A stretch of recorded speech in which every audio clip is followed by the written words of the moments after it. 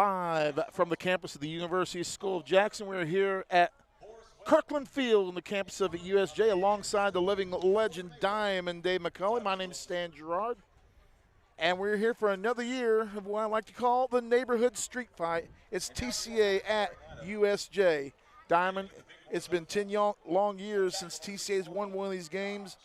Let's say we win one tonight. Yeah, I was studying your game notes as always, Stan. A great job. 25-5, USJ leads this series. Been a while since USJ won. Of course, those were two big wins back-to-back years, but been few and far between lately. Been some really good games. Last year was sort of a controversial game and a game into the fourth quarter, but USJ prevailed. Always a tough place to play. And again, the Bruins, they just reload and remount every year. And the Lions, coming off a big win at Grace Academy last week, I thought we really played well. Absolutely played well. Stars only played through half. And the thing was, our Stars played well, and the second team looked good in that game. It was a nice all-around performance for TCA. A lot of kids got a lot of quality playing time and minutes that they were sorely needing in that game. And you know what?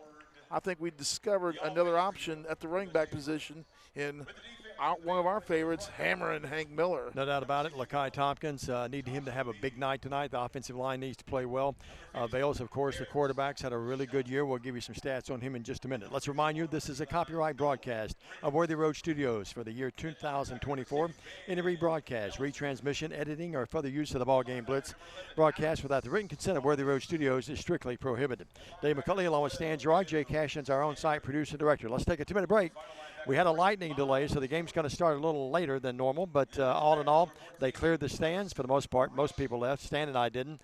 But they did clear that. Had about a 30-minute delay because of the warm-ups because the lightning was when they 8 miles. Let's take a 2-minute break. We're back with TCA at USJ tonight. Should be some fun on a Friday night in West Tennessee. This is TCA football on Worthy Road Studios.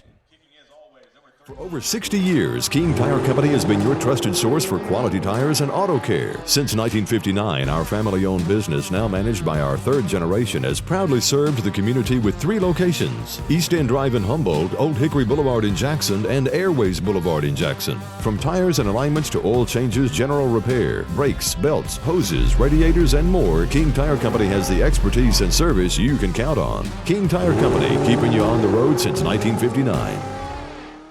Automatic Transmission and Wrecker Service has been the trusted name in Jackson and West Tennessee for over 45 years. Our expert technicians, backed by over 125 years of combined experience, are here to handle your automatic transmission repair needs. Plus, our 24-hour wrecker service ensures you're never stranded. Find us at 3846 Brownsville Highway in Jackson or call 731-422-6356. For reliable transmission repairs and your towing needs, you can count on Clement Transmission and Wrecker Service. Buy a car in your bikini. Buy a truck in your jammies. Buy an SUV in your, well, no matter what you're wearing or not. Shop JonesChevroletHumboldt.com with the area's largest used car inventory. Roberts Jewelers, West Tennessee's premier luxury diamond jewelry store, family owned and operated for 78 years. Owner Janet Silver has a passion for hand selecting the best luxury jewelry from around the world. Roberts has the largest estate jewelry and diamond selection in West Tennessee. Roberts does custom design jewelry in their RJ Case state-of-the-art custom design studio. Chris Case is the most certified jewelry design expert in the area. Book your custom design experience now at robertsjewellersinc.com. Roberts Jewelers, 405 Van Drive, where West Tennessee gets engaged.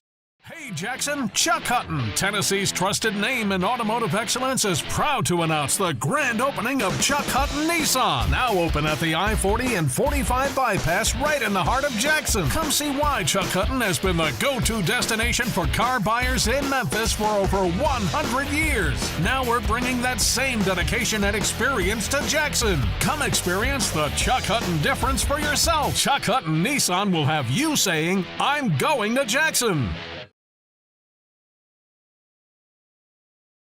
Gerard, the Bruins and the Lions. And Stan, you have all the details of the history, not only what's going on this season, what's gone on this season, but you have the history of years past between the Bruins and the Lions. Yeah. Take it away, sir. Yeah, let's take a look at the history of By the way, these two Kerry schools. Gehring and Ray and the gang are watching. Grandpa Ray watching. This is TCA's 30th year of high school football. The Lions are 157 and 172 overall. Tonight marks the 330th game in Trinity Christian Academy football history. USJ, they've been playing a little bit longer. They started out as Old Hickory Academy back in 1970, and overall, The Old Hickory / USJ Bruins are 4-16, 2-13, and 1. Tonight marks the 630th game in USJ Bruin history. USJ, Dave, there's no denying it. They've dominated the series overall against TCA. They lead 25-5 in that series, and USJ last lost back in 2014 by a score of 54-14 against Kyle Aiken and the TCA Lions, following up that 35-0 pasting we gave them here in 2013. I remember that was 35-0 at half. And then we just called off. We just called off the Dogs sure that did. time. Yeah. You know, I think we're in the same location broadcast tonight as we were then. Yeah. Actually, we are. So, Zach O'Kelly was here with us that night. If we're in the same spot, same results. We hope so. Yeah. We certainly hope so. You know, but you look at this. Of course, TCA coached by Darren Bowling, his 33rd year as a head coach, 247 and 118 overall. Derek Pritchard is the second-year head coach of USJ. If that name's familiar, he used to be on the staff at TCA way back in the day when we first started broadcasting ball that games. roar you hear in the background, here come the Lions. They were to the right of the entrance here down to us, and right inside them in the stadium was the roar of the Bruin fans, as the Bruins will come out momentarily as well. And if things sound a little bit different tonight, we come to you from the upper decks of the home stands here at USJ. And we appreciate the hospitality setting us up here. And David Smith, I want to say a big hello to him. He was helpful to getting you up here tonight. Yeah, getting us a ride over here so I didn't have to drive about a half mile or so. But David did a nice job of getting us over here. And then, we did the rest. But the temperature, Dave, has cooled down. It was 90-plus degrees when we got here. When we arrived, we had a heavy little shower come up for a while, and then it knocked off. And then when the sun came out, then they announced a lightning delay. Certainly the case. I'm soaking wet, as a matter of fact, but I'm drying out a little bit with this wind coming in. And yes, Dan, I bet you, and I haven't looked at my phone here in the Weather Channel, but I would venture to say it's probably in the low 80s to mid 80s right now. When you think it's, if not a little bit lower. Diamond, we got to hustle things along. A lot of big games tonight in West Tennessee. Huntington at Adamsville. Adamsville 2-0. Huntington's going to win that ball game.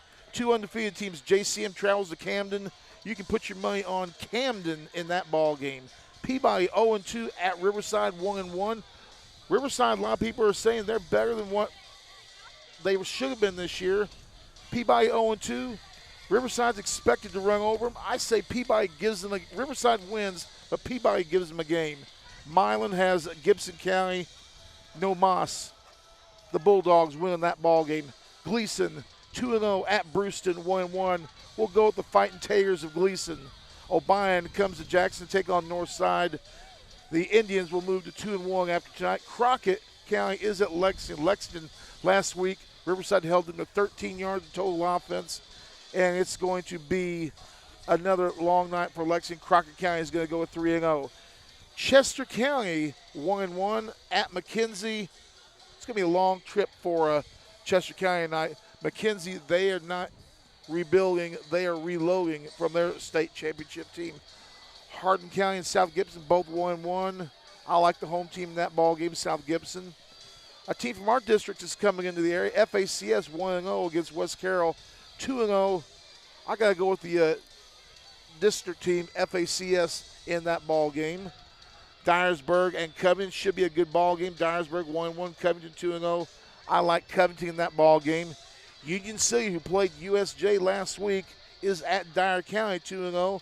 That's going to be a big neighborhood street fight.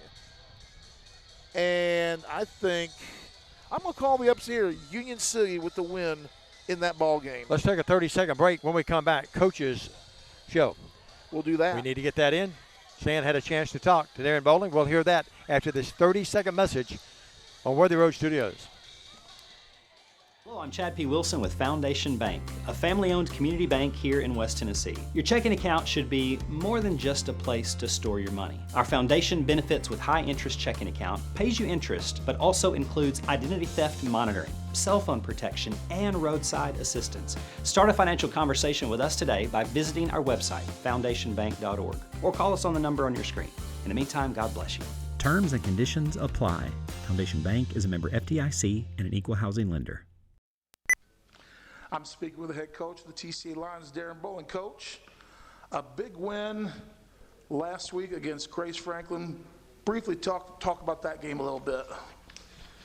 Yeah, I think, after the first loss against Chester County, we went back to work, and I thought the guys kept their heads up and knew that there were some things we needed to get better at, and to make this a successful season. And I thought they worked really hard last week and came out, put them away early, and that's something that you want to do. That way you can get your starters off the field as soon as possible and keep them from getting hurt. Saw what we needed to see in the first half out of everybody. Got some playing time out there with the ones. So, I'd rather play a half than no game at all, like we did last year, going into a game. And so I was real excited about that, them going out and taking care of business the way they did early, and gave those young guys a chance to play. Well, Coach, this week, obviously, it's as they say, it's a whole new ball game, and the late, great Dusty Rhodes said business is about to pick up as we've got to go into the Bears Den and take on USJ.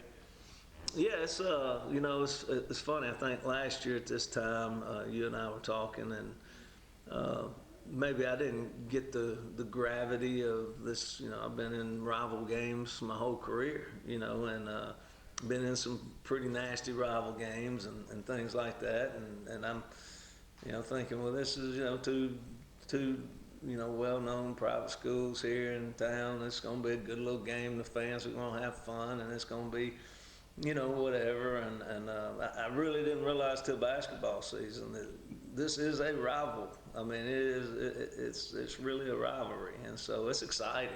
I'm excited about it. I know there's been a lot of talk about it, since basketball season, and there's been a lot of talk about this game, and we're talking about the adults, we're talking about the kids, we're talking about the student body, the announcers, whoever. I mean, it's we make fun sometimes and talk about football as a vicious sport, but this rivalry can be pretty vicious at times, and so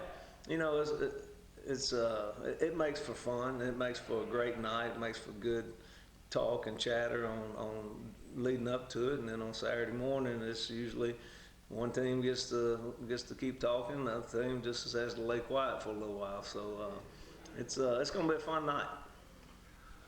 Coach, you look at this ball club USJ, a lot of offensive weapons, a quarterback who looks like he likes to get out and spring out to throw the ball. He's got some wheels himself, and they've got a couple of nice running backs back there as well. And like you were talking earlier before we went on, an experienced offensive line. Yeah, they're more experienced than last year, that's for sure.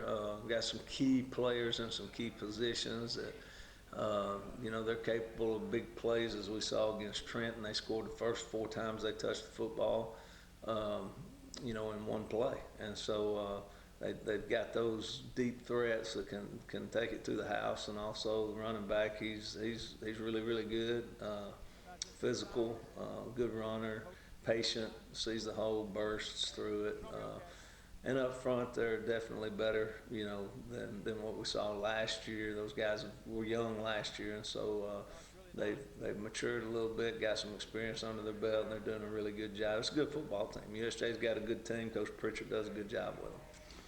It's going to be a standing room only crowd, 3 different media outlets broadcasting the game, plus print media as well.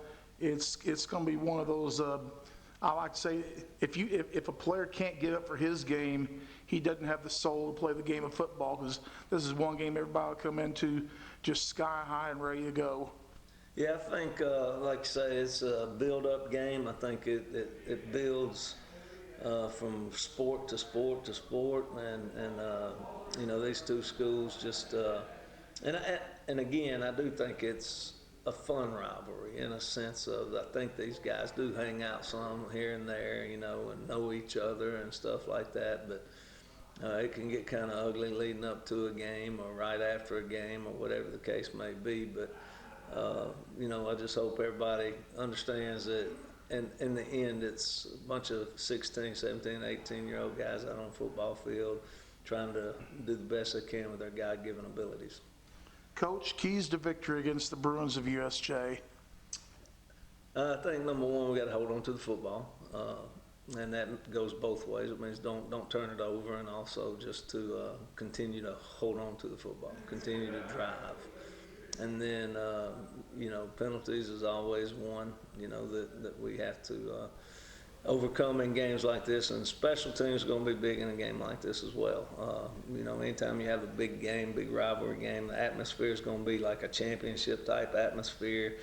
You got to keep your composure and just get out there and do your job. You just mentioned special teams stuff. It's always nice to have a kickoff man who's got a great leg and can make sure that the other team's starting on the 20 every time. Yeah, Josh is he's a weapon in that category. Just being able to do that and let him start on the 20, and also, he can pooch kick, squib kick. He does a lot of things with it different.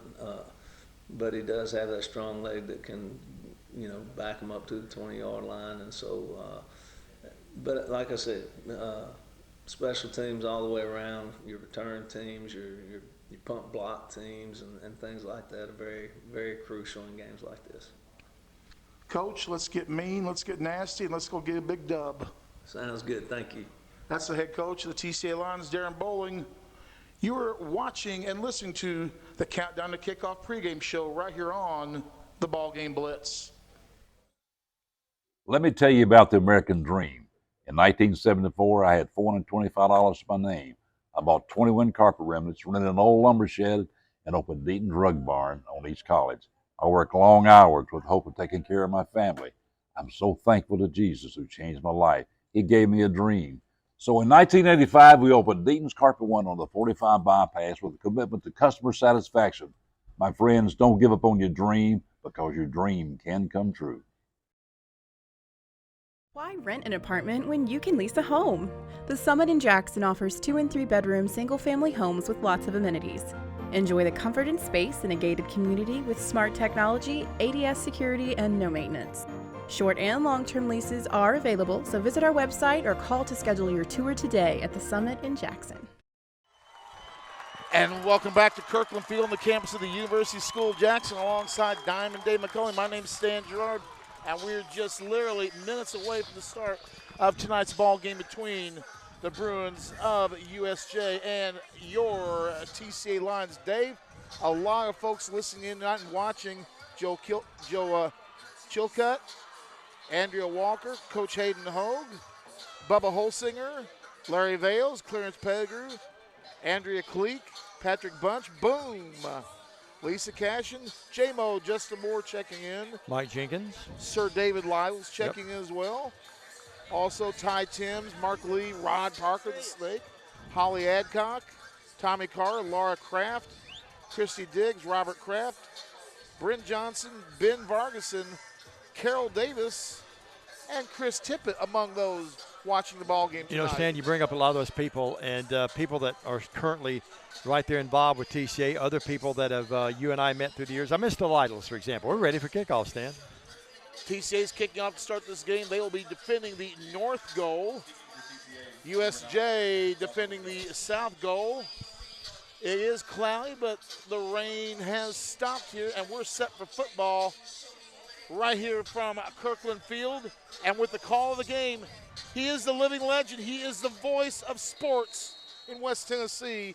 He is Diamond Dave McCulley. Thank you very much, Stan. The man, Joshua Delk, knows great touchbacks throughout the season, but that's not one of them. It's at the 5-yard line, coming right at us. Returner to the 10. TCA, great downfield coverage. They knock him down at the 14-yard line.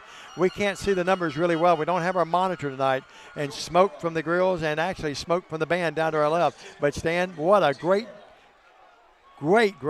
activity that time and effort by the special teams, and he's all the way back at about the 14. Yeah, that's actually chalk from the student section. Is that what it is? Okay. And, yeah, it's going to make it extra hard to see on top of it because the numbers are far away. With the threat of more rain, we've had to go away from the monitors, so we don't have that. So that white on the Columbia blue does not help us either, does it? No. Well, quarterback in the gun. Runner to his left, running back to his left. That's Corbin Howard, the senior quarterback.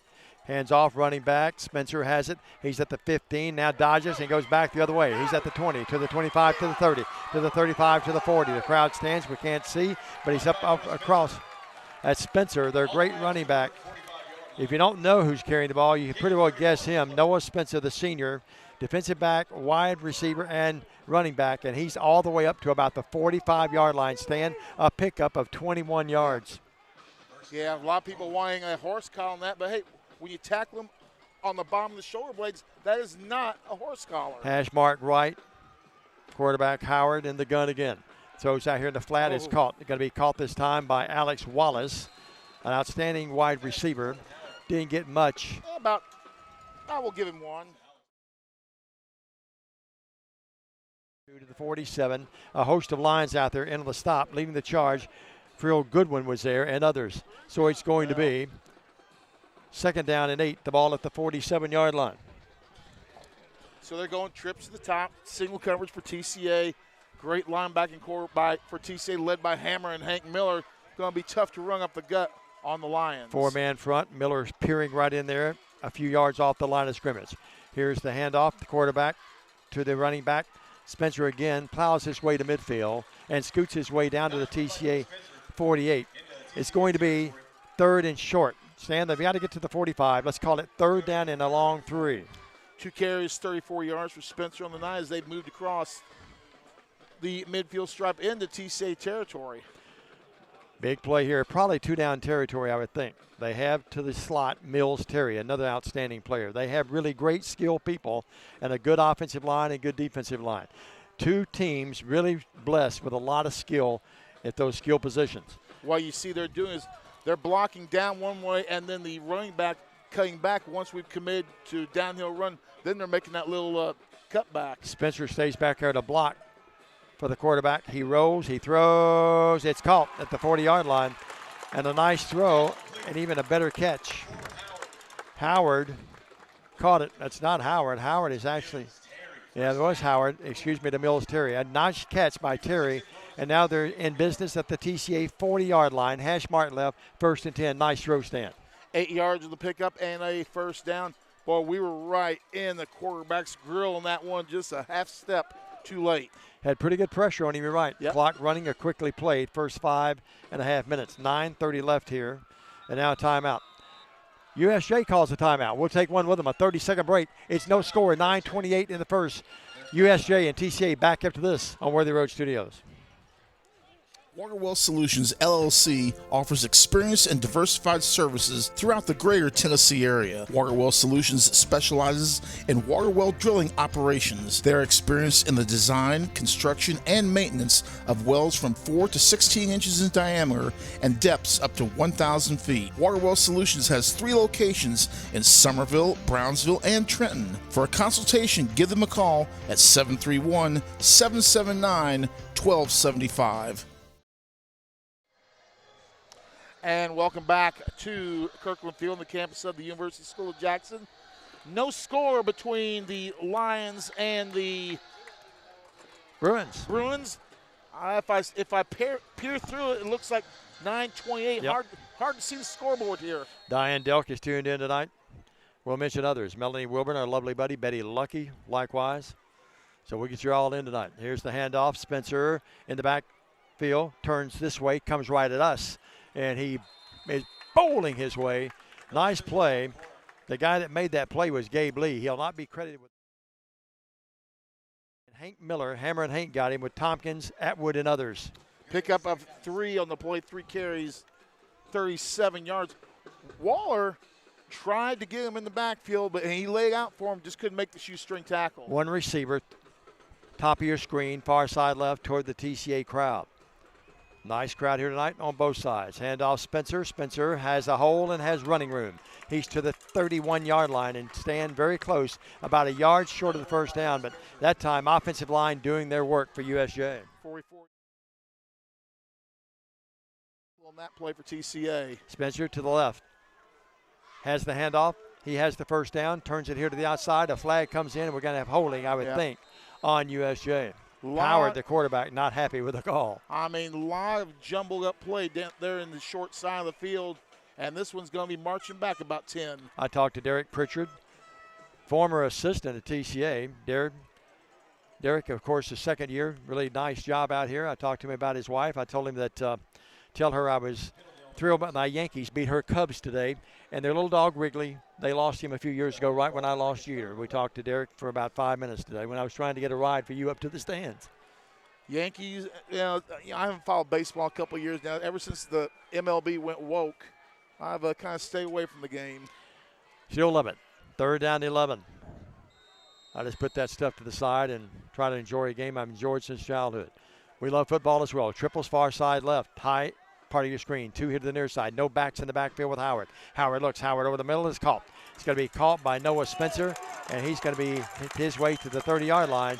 He gets the first down to the 29 stand, and USJ's marching, and a bullet thrown by Howard, and a nice slanted pattern by Spencer. Pick up a 12 in the play, first down, right at the 30-yard line, and he reached backwards for that one. Wayne and Peggy Parker watching down in Mickey. Savannah Lee's watching tonight. Hello, our lovely buddy. Andy and Paige Farmer. Andy, the former golf coach out at Lambeth. And Matthew Coble's tuned in. Tricia Smallwood Welch. And Peggy. Yeah, Peggy's watching. Get all those folks in as much as we can. The Delk family's watching. Cooper Delk's watching tonight as well. Well, that's 1st and 10 at the 29 stand. They put Spencer in motion, bring him right in, and set him to the left of Howard, the quarterback. They give it to Spencer. Spencer evades the would-be tackle, and, man, he is wrapped up like a bear hug. And on the stop that time, was that Kendall Boyle? That was Braden Dancy. All right, Braden Dancy. How can I miss him, Stan? 6 foot 300. His brother, Bryce, 6 foot 300. And you know what? You know what town I was in last night going through? Danceyville. Danceyville. Yeah, I caught that, didn't I? The middle school team, 38-6 over Fayette Academy. A 35-yard field goal team, TCA Middle School, undefeated and unchallenged so far this year. Triples far side left. It's going to be 2nd and about almost 10 again, or a little over 10, 10 and a half. He lost about a half a yard. High snap. Howard has it. Howard throws it over the middle, caught quickly for a short gain is the receiver. Catching at that time was Mills Terry, but caught very quickly. Who got him, Stan? Was that Hammer and Hank and others? It looked like Hammer and Hank. It looked like on the stop, too, Case and White. That was Hammer and Hank with the stop. Pick up a 1, 2 carries, 2 receptions, 9 for Terry. Miller leads his team in tackles. There's 4 other players right behind him on his heels. He has 15 coming in tonight, and the others had right at 14. That's bumped up. He's at 25 now. At 25, I'm sorry. Yes, he's well ahead of the others, but about 4 tied at 14 or 15 range. Yeah, he's about 5th or 6th in the state right now. No gain at all. 3rd down and 10. Howard rolls this way, wants to throw, being pressured, throws it, and it's going to be incomplete. Nice coverage by Atwood and nice pursuit. Making him throw it very quickly was one C.J. Lewis. C.J. Lewis putting the heavy pressure on the quarterback and puts him on his posterior a little bit. Lets him know, say, hey, I'm here, and you better get used to that seat. 4th down and 10. Obviously, they're going to go for it. 6:37, yep. If they kicked it here from the 29, it would be a 46-yard attempt. A little long. Yep. Doubles far side left. Hashmart left the ball rest. You know, our middle school kid, he kicked it from 35. It was probably good for another 10 yards. Yeah, you told me that. Spencer comes here to the near side. USJ getting the play in. The play clock down to 10, down to 9. In the gun is Howard. Big play for both teams. They had the blitz on him, but he unloads. He throws it down in the end zone, and it is intercepted. And intercepted by the Lions. The ball pops loose, but that is he is down. That is down. That is down. Yeah, that is down. He's down. And intercepted. And who got it, Stan? Could you tell? I could not tell. The ball was down. Well, I'm about to tell you. It is Gabe Lee that caught it. The G-Man with his 2nd interception of the year. Christy Timms is watching, our lovely buddy. Roll Tide, I would say. And she says, go Lions. Tommy Carter II tuned in tonight. So the TCA defense with a stand deep, and now we'll see the offense take the field, led by the quarterback, Cooper Vales, running back Lakai Tompkins. Braden Waller, the leading receiver in the state of Tennessee in 2024 through the first 2 weeks of the season. Defense gives up some yards. They moved it to the 14 to the TCA 29, but the Lions hold. It's going to be 1st and 10.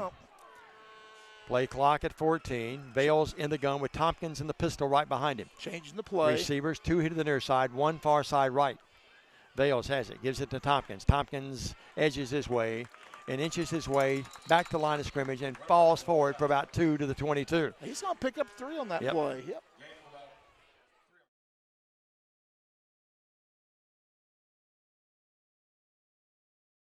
Job, Dr. Deborah McLemore Duffy. Dr. Duffy's tuned in tonight. 2nd and 7. Clock running 6:10. You'd love to keep this offense on the field as long as you can, Stan, to keep that potent offense of USJ off the field. The key is long drives. Bales in the gun with, again, Tompkins in the pistol behind him. Bales drops. Bales looks. Bales has room, and it's not picked off. Through it, and he never saw the defender. The linebacker comes over, picks it off inside the 15, and it is picked off by Alex Wallace, the linebacker. And Stan, he read it beautifully. Bales was trying to hit his receiver here to the near side, and I mean, it went right into the hands of Wallace. Yep. Nice defensive read. First interception of the year for TCA, and now in a world of hurt. Yeah, no doubt about it. Allison Rasnick's tuned in tonight. Clarence Pettigrew, Ball Michael Malloy. Well, Stan, Larry Bales watching tonight. Biggest fan of Cooper. He'd love to have that one back, wouldn't he, Stan? He just didn't. I don't think he ever saw him. He just broke. And what a great read by Wallace, the linebacker. He was going to put the ball in. Wallace was going to get some big yards off of it. Can the defense hold again? Spencer will be in the pistol this time behind the quarterback, Howard. The ball resting at the 13. 1st and 10. Clock arrested at 5:50. They give it to Spencer. Why not? Spencer dashes his way. Now we'll go far side left. It's going to be a hole. They're going to bring it back no matter what he does. TCA pins him down at about the 11 for a short pickup of 2. He ran about 20 yards and got 2, but that's going to cost USJ 15 yards. They were holding. Tompkins with the late tackle. Yeah, that play went inside. Well, wait a minute. Did they pick the flag up? No, they're conversing with the white hat. Yeah, that play went inside, and then he decided to reverse field. Spencer does a great job reversing his field, took it all the way out left, but no gain on the play. He's always been that way. He's really nifty. Well, it's not holding. What? I apologize. They get face mask on TCA. Oh, you've got to be kidding. That's half the distance. It'll be 1st and goal again. It'll be 1st and 5. They can actually get a first down without scoring to the 4. The ball will be at the 9. It's 1st and 5. So I'm sorry, folks. We misread that. Normally when that comes in, 9 times out of 10, it's going to be holding. The running back plows his way. Spencer moves down to about the 6. He picks up about 3. Or make it 2. It's going to be 2nd and a short 3. He's got 46 yards on 6 carries for the night. Is Mr. Spencer. They send Wallace Driver out to the far side left. Remember, his sister's an outstanding basketball player here. Far side left, Driver. Near side, 1 receiver, that being, in this case, Alex Wallace. Well, they move this time Spencer to the right. Now they put him in the pistol behind Howard. Well, they're in the eye. And under center is the quarterback. They play fake it. He rolls, he throws. It's caught down to about the 1 yard line. It's going to be a catch. No, incomplete. They say incomplete. His momentum carried him out of bounds. Defending that time was Atwood, Waller, and also defending was one C.J. Lewis. Really rolling to the short side field into double coverage. They gave TCA a new look. They went in the eye that time with the center up under, the quarterback under center. He rolled here to the right, had the man open, but the momentum of the throw took him out of bounds. And what you're going to find, he's going to spend a lot of his time rolling out so he can get that look, and he's also capable of running the ball as well. Carol Ann Irvin. Joyce Hayes watching up in McKenzie. How about that, lovely Joyce? Donald Vale's tuned in. Cassandra Thomas. Well, here it is. They give it to Spencer. Spencer will move to the 5. Spencer will be decked and pull down, and the big guy got him. That being this time, Ball and Dancy were both there. I mean, ate him up like he was a shark in the ocean. He grabbed him and tucked him, didn't he? 4th and less of a yard. The ball they have to get. And introduced him to the turf rather rudely. Yeah, ball's on the 4. They've got to get just almost to the 3, not quite to the 3. It's 4th and less of the yard. I would think you'll go with a power package here with Spencer probably taking it. They move people around. They're going to run their receiver, Wallace Driver, far side left. If they do anything but give it to Spencer, I'd be a little surprised. I'd be having. They're so close, so it could be a quarterback draw. Let's see if they put him under center.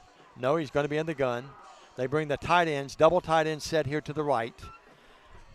He's going to crash in, break it out. Give it to Spencer. Spencer hit. I don't know. Second effort probably gave it to him. No. Yeah, I think he got it, Stan. Second effort. Yeah, he had to get to the 4. Yeah, I think he got to the 3.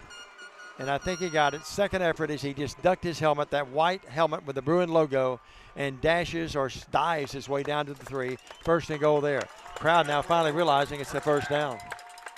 And USJ in a hurry-up offense. They give it high snap. High snap, and went to give it to Spencer, and we've got illegal motion.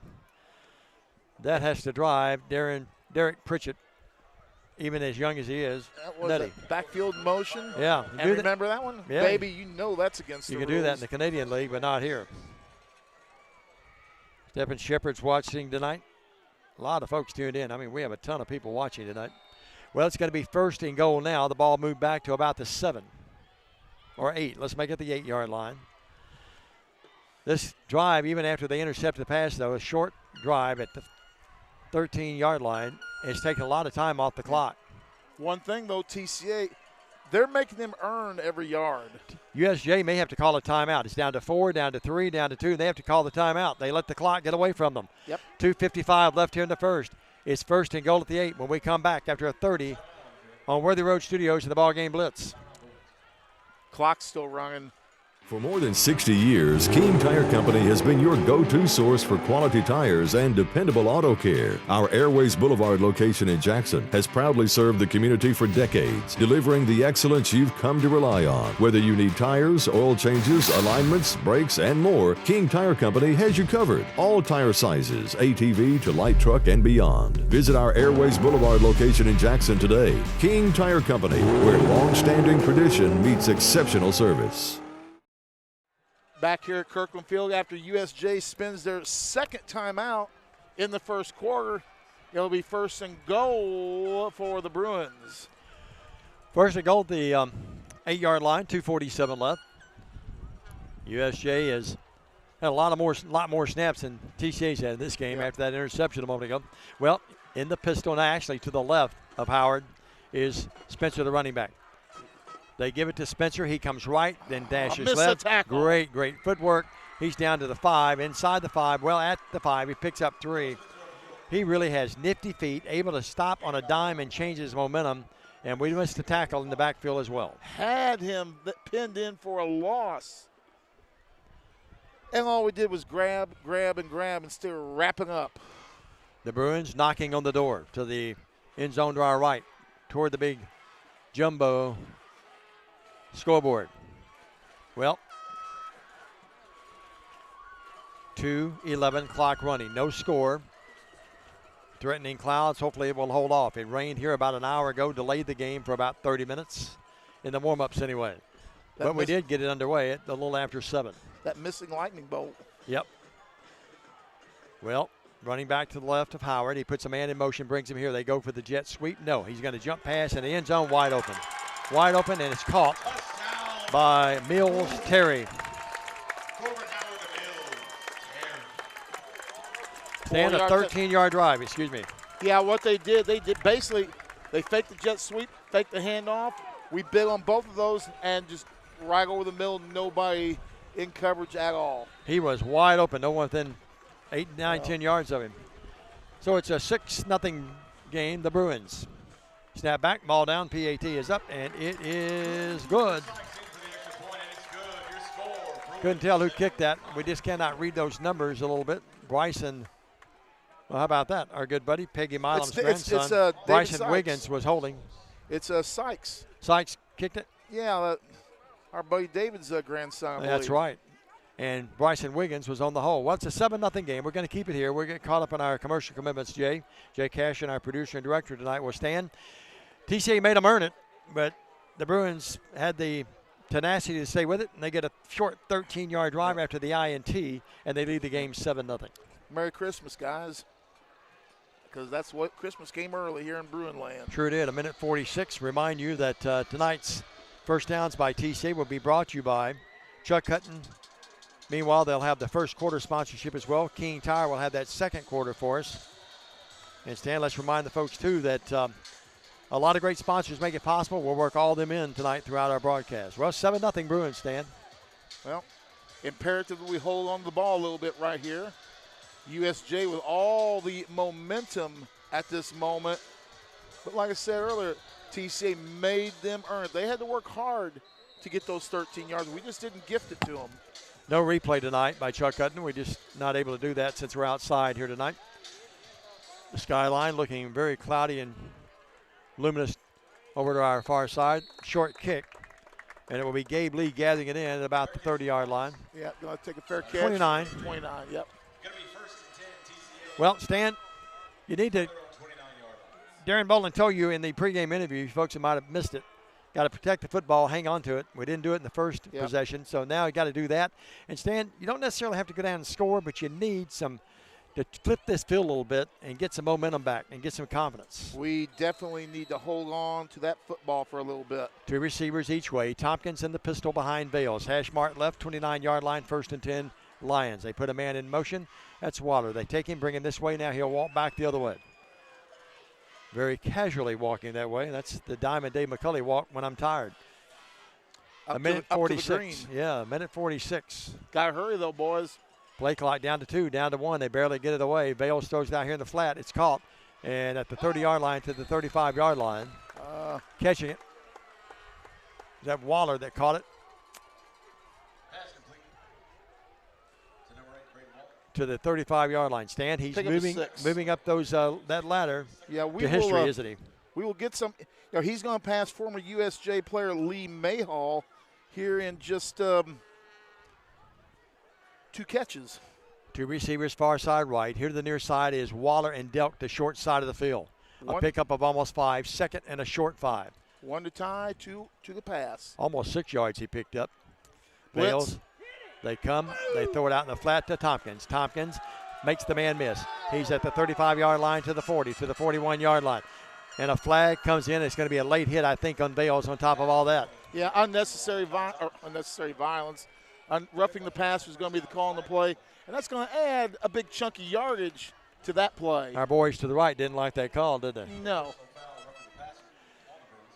Well, roughing the passer, so that yardage is tacked on after the completion. Boy, Tompkins did a great job making a couple Columbia blue-clad youngsters miss him too, didn't he? Yeah, and the deal, if that was the NFL, they call that assault and battery. Yep, they move it all the way down to the 43-yard line of the Bruins. So TCA now in business. A minute 5 left in the first stanza. USJ leads the game 7-0. In the pistol again, Tompkins right in behind Vales. They crank the clock up here at a minute now left in the first stanza. 2 receivers each way. The Lions do not snap it. They look over to the play call, and they'll get it from Michael Mancini of the game. Coaches to our left. He relays the play down to the sidelines. We'll talk about our assistants, a good group. Vales rolls right out of the pocket, throws it downfield. Caught! And it's caught to the 30-yard line. And all the way down to near the 25-yard line. That's Waller again. 14 for Waller, 2 catches, 20 yards. And Waller has just tied USJ receiver Lee Mayhall with 169 career receptions. From their own 29 to the 29 of the Bruins. And Vales, great play calling by the Lions, rolling him out, protecting him, giving him some time. And now, Waller got behind the defenders and found a crease and found the football. Waller just moved into 10th place all-time on the all-time yardage list. That's pretty stout, isn't it? Or receptions list. Vales again throws, quick pattern, hard to defend, caught over there inside the 25. Vales threw it that time. Couldn't tell who caught the ball, Stan. It's just almost impossible for us to see those numbers over there that far away. Stan, the lighting here is not quite as crisp as I normally remember it. I'm not being critical. It's just dark not. Here too. You have your light. I have my light here as we work outside. A big 6-yard pickup. I think that was Gabe Lee that caught that ball, and it was. Ball at the 24-yard line. 2nd and 4. Lions moving with 5 seconds, with 4 seconds. I think they'll let the clock expire. They will. We'll take a 1-minute break. We're at the end of 1. The Bruins lead the game 7-0, but the Lions are threatening in Bruin territory. We're back after this 60-second message on the BallGame Blitz and Worthy Road Studios. Do you want your smile to say it all? At Elite Dental Care, we'll make you and your family feel comfortable and secure with a variety of services and state-of-the-art care. We offer sedation dentistry that will make your time in the dental chair comfortable and relaxed. Come by and see our newly renovated and expanded office in Jackson, or one of our other convenient locations in Trenton or Dyersburg. Trust your smile with Elite Dental Care, and let your smile say it all. For the past 22 years, Tennessee Tractor has been committed to you, our customers. That's why our locally owned business delivers great John Deere products with great service at a great price. From the backyard to the back 40, whatever size project your family's got, you can rely on us to help you get it done. From our friendly staff to our reliable equipment and our quality service, Tennessee Tractor has one goal: to keep you and your family up and running. Hometown value, hometown service. That's Tennessee Tractor. We're back. Diamond Dave along with Stan the Man Gerard. Bruins lead the game 7-0. Really cooling off here tonight. I mean, really the wind ripping its way through here. And we're holding our notes down. Yep. The Lions right now holding this drive alive. They took it at the 29. They moved the ball down, Stan, to the 24. Play clock at 9, and it's going to be now second and about, what, Stan? About 5, a short 5. 2 receivers each way. Bales puts Tompkins in motion. Throws out here in the flat to him. He's got it. He's got running room to the 20. He dashes his way and is knocked out of bounds inside the 21-yard line to the 19. I think it's going to be a first down. It is. 6 yards on the pickup, 2 catches, 13 yards for LT. Our sponsor for first downs tonight, Stan. Give them a plug. Chuck Hutton Nissan, right down Nissan. Van Drive.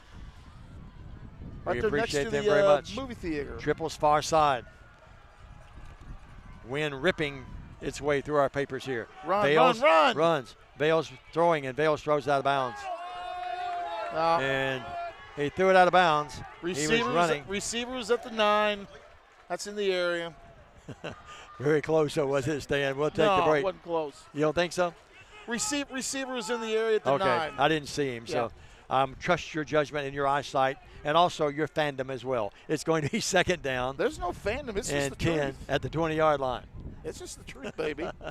Doubles far side left. Receivers Delk and Lee here to the near side.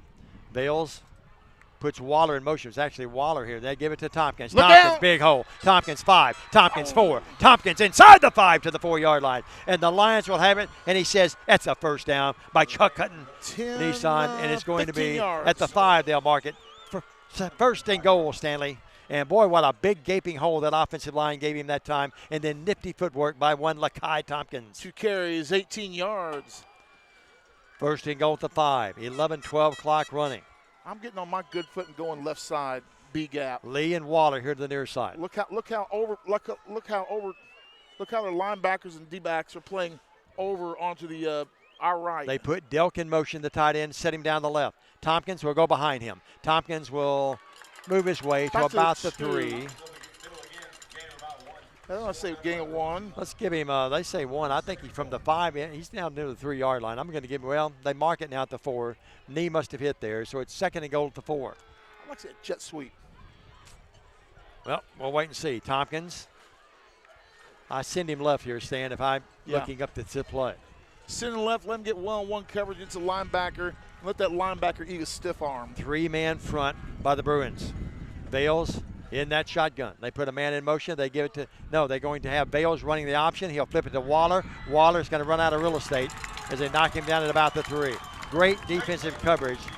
Great coverage by the Bruin linebackers. They got out there. Standing, looked like Waller might have a chance to score, but they closed the door at the 3. It's going to be third and goal there. Wind picking up again, knocking things off the table. It really is. Bill and Mullins tuned in. Bill and Chris Hebner. Matthew Valentine, Reginald Skate Seals. Here's the play. Bales is going to throw it, and it's caught. Touchdown, Lions! Yes. And it's caught by one. Guess who? Braden Waller. No, wait. That is Waller. Yep, it is Waller. 8 and 9 look a lot alike up here. What a nice bit of patience by Bales. 30 yards on 3 receptions, then the score. And TCA a kick away from tying up this game, Dave. Time-consuming drive. It took 71 yards. Bales hit him from the 3-yard line. High snap, but Atwood pulls it down and it's blocked. That went awry with the snap. Bales had it blocked, but it's a 7-6 game with 10:04 left here in this second stanza. Back with the Bruins on offense and your Lions on defense after this 1-minute break on Worthy Road Studios. With that At touchdown Foundation pass. Bank, we love working with small businesses, and we serve them uniquely through truly local decision making and underwriting. But we're more than a lender for your small business. We're also a source of financial counsel. Hey, running a small business can be hard and complex, but we can help. Let us learn more about your small business by visiting our website. It's foundationbank.org, or call us at the number on the screen. In the meantime, God bless you. Foundation Bank is a member FDIC, equal housing lender. Kirkland Field with TCA on the board. Extra point, no good. 7-6 Bruins Diamond. When this night began, Braden Waller was in 12th place on the all-times receptions list. He is now in a tie for 9th with Jacob Ward from Morristown HE with 170 as he just passed Lee Mayhall, the USJ receiver, a couple of passes ago. Next reception will put him in a tie for 8th place all time. 71-yard drive. Here's the kick by Delk. And that is going to go out of bounds at about the 3-yard line. So they'll take the spot at the 35, I would imagine. Yep, I would think so. Well, but you know what? 9th all time, and that doesn't get you some love from the Tennessee sports writers as an all-state candidate. Well, it certainly should, and I would be shocked if it didn't. 35-yard line. The Bruins had a 13-yard drive earlier after they picked off a pass. Yeah. Oh, and to be fair, Jackson Christian's Jalen Mosley at 166 starting on the night. Receiver far side right, one receiver here to the near side. My good friend Tim Marin told me that he got hurt the other night. Here's the pitch back to Spencer. Spencer breaks the tackle, but cannot break the second wave and is dropped for a 1-yard loss. Yeah. 34-yard line, C.J. Lewis in on the stop. Well,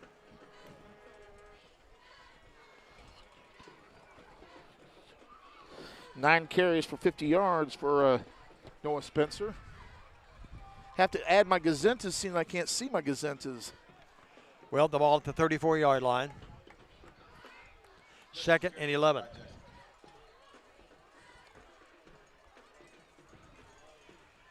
Here's the quarterback throwing, caught, and it's caught by Mills Terry. Terry to midfield, Terry to the 45.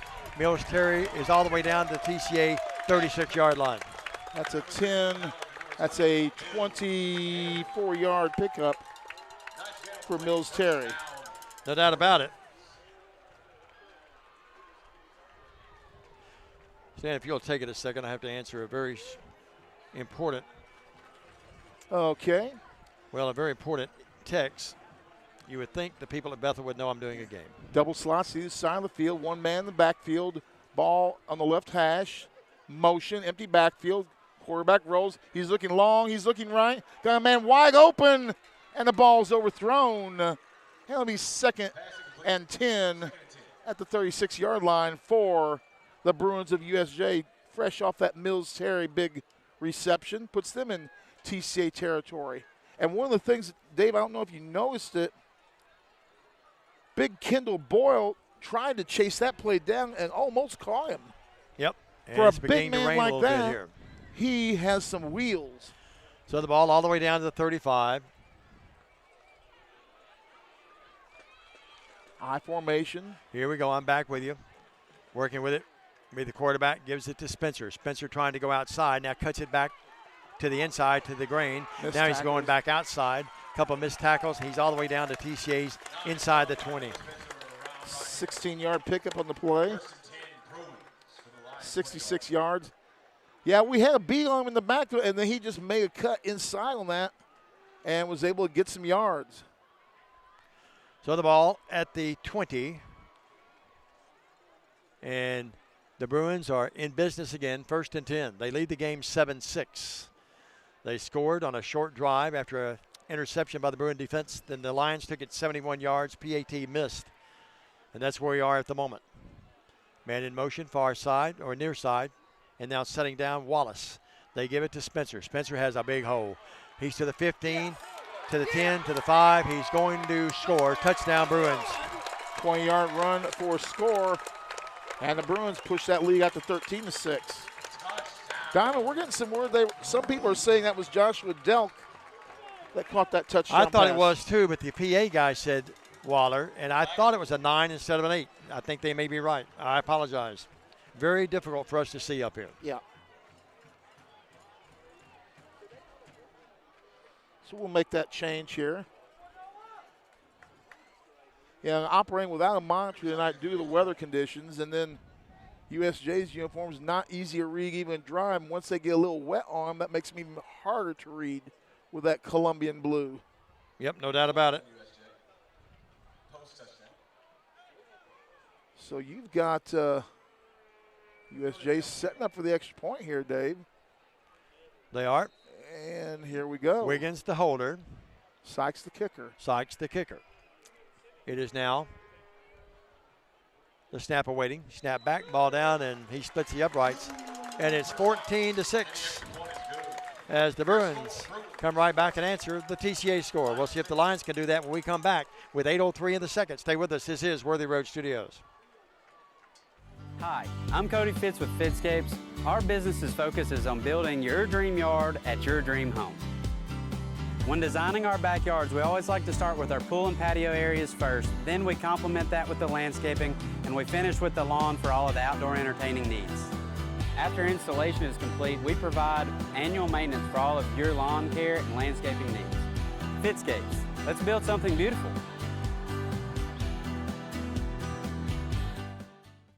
No matter where you are,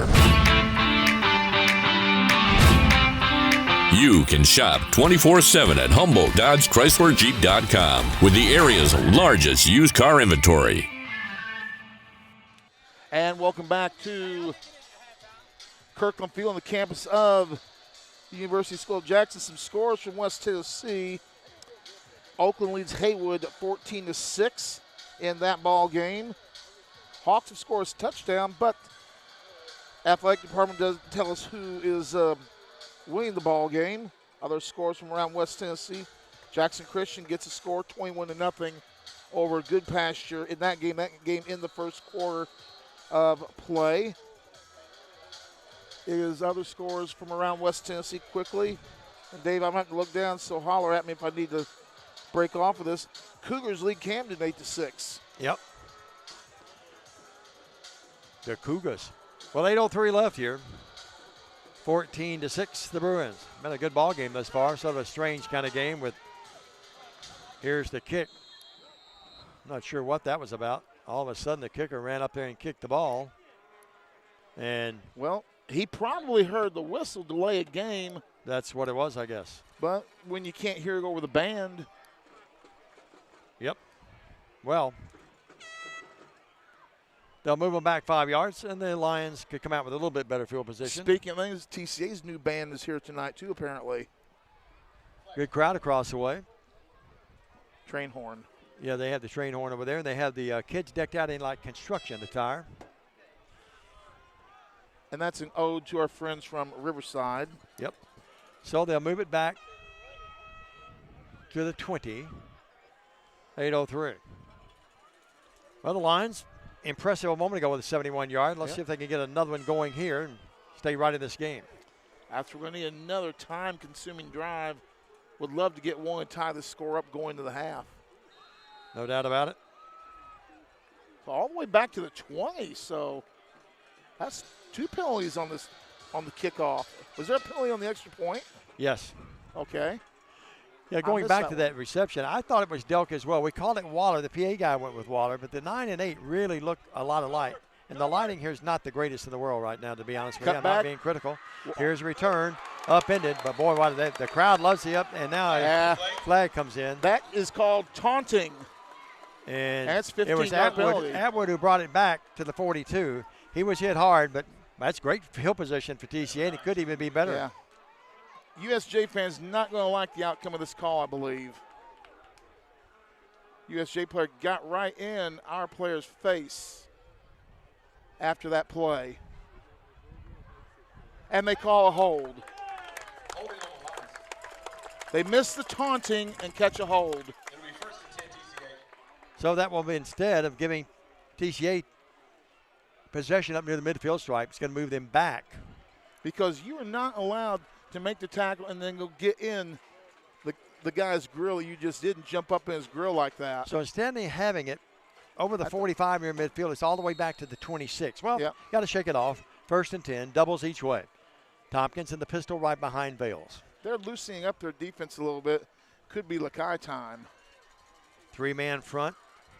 Backers right in there peering over those back sides of the down linemen. They got double coverage on Waller. TCA's offensive line trying to dig in here and get some traction. Here's the throw, incomplete.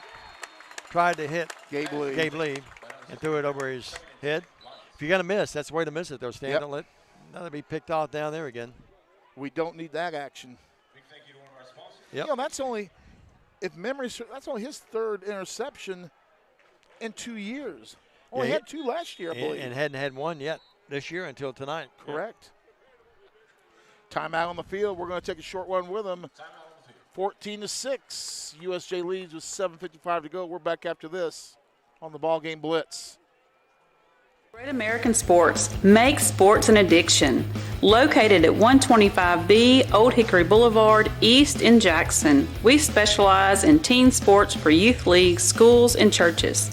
We can embroider and screen print team uniforms. We also have sports equipment, Under Armour, and Adidas clothing, and anything else you need for your team sports. You can email or call us for all your team sports needs. Great American Sports. Make sports an addiction. There's a show going on, and we're back here at Trinity Christian at the University School of Jackson, where it's 14-6. TCA 2nd and 10 at their own 26-yard line. Dave.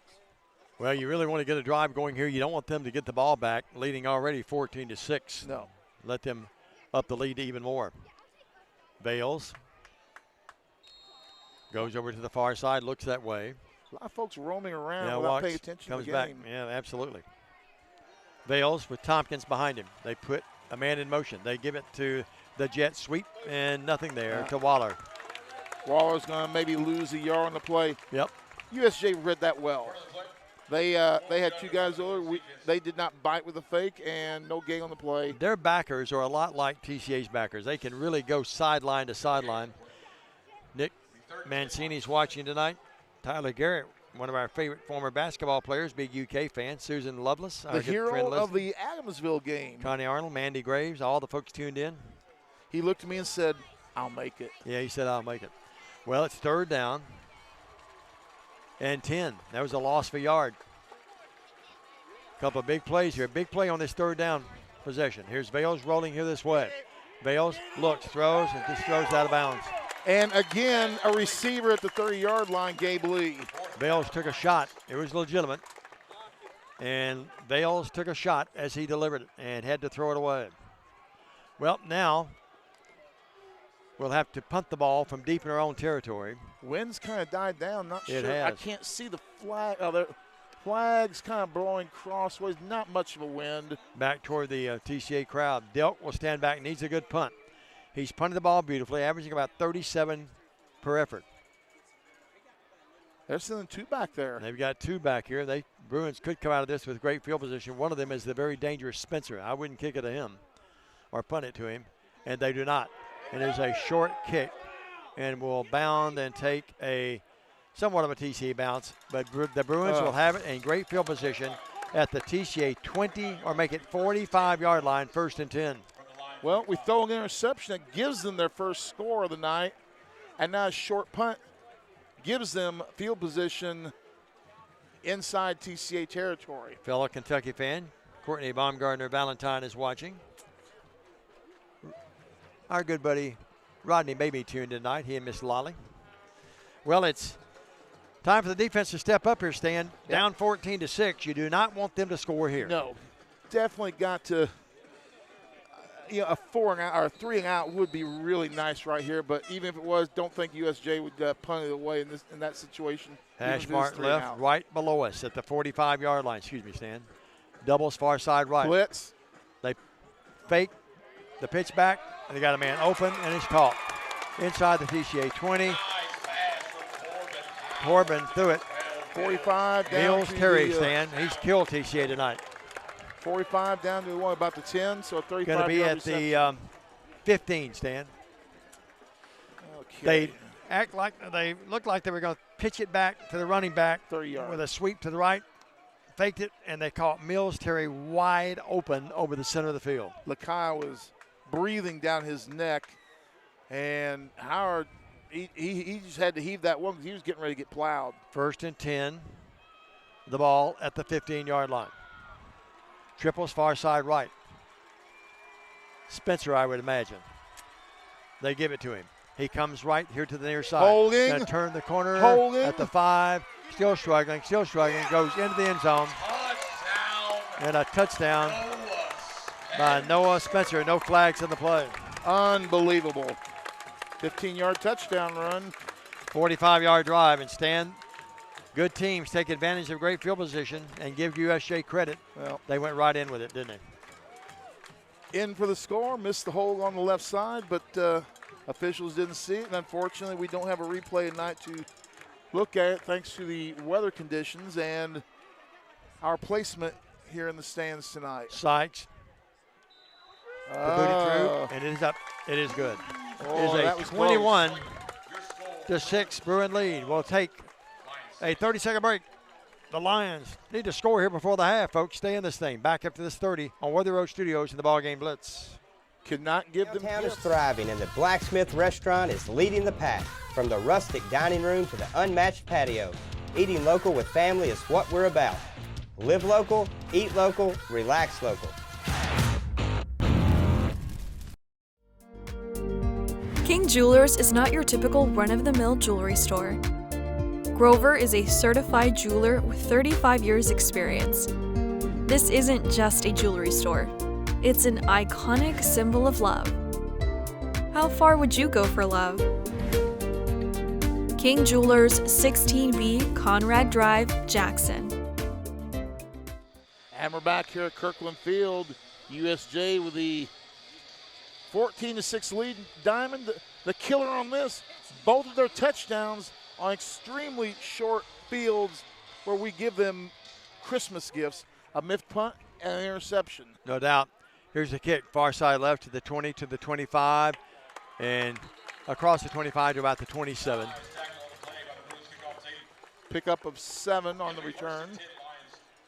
And TCA will take over 1st and 10 on about the 27-yard line. Bringing the ball back that time, Stan, appeared to be Caleb Williams, and he did, to the 27. It's going to be 1st and 10 there. Well, Lions had a 71-yard drive, but the Bruins had a short 13-yard drive. And then they've had 2 longer drives. The 45-yard drive, putting another score on the board a moment ago. It's 21-6. Bales with Tompkins in the pistol. They give it to Lakai. Lakai crunches his way to the 30. Good game.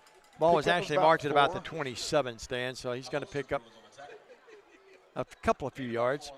Give him 4. 2nd and 6. 4 carries, 23 on the night. So he's averaging about 6 yards a pop. Yep, no doubt. He's averaging over 7 coming into the game. Man in motion is Waller. They give it to Lakai again. Lakai breaks open and going to be short of the 1st down, but he's up to about the 35. Pick up a 3. And it brings up 3rd and about 2. Clock running, 5:20. Well, I know where I'm going this time. Back to Lakai. I'm going to see if I can get him off the right side here a little bit. Lion offensive line trying to get him something here. Play fake. Bales runs the option, pitches it back, coming here to the near side to the 37. That's a nice play. And that is a great defensive play. Nowhere for Delk to go, and he's very close to the 1st down. I think he's going to be about a yard short. That was for USJ. Well, if you're Darren Bowling, do you roll the dice here and go for it, or do you punt it? I'm going for it, and we're going to punt. You're going to punt it. Thought they might go under center and try to draw him off sides, but Coach Boland's forgot more about football than I'll ever know. 4 state titles. That's going to put Delk back there. That play a little slow developing, Stan. Do you agree on the option?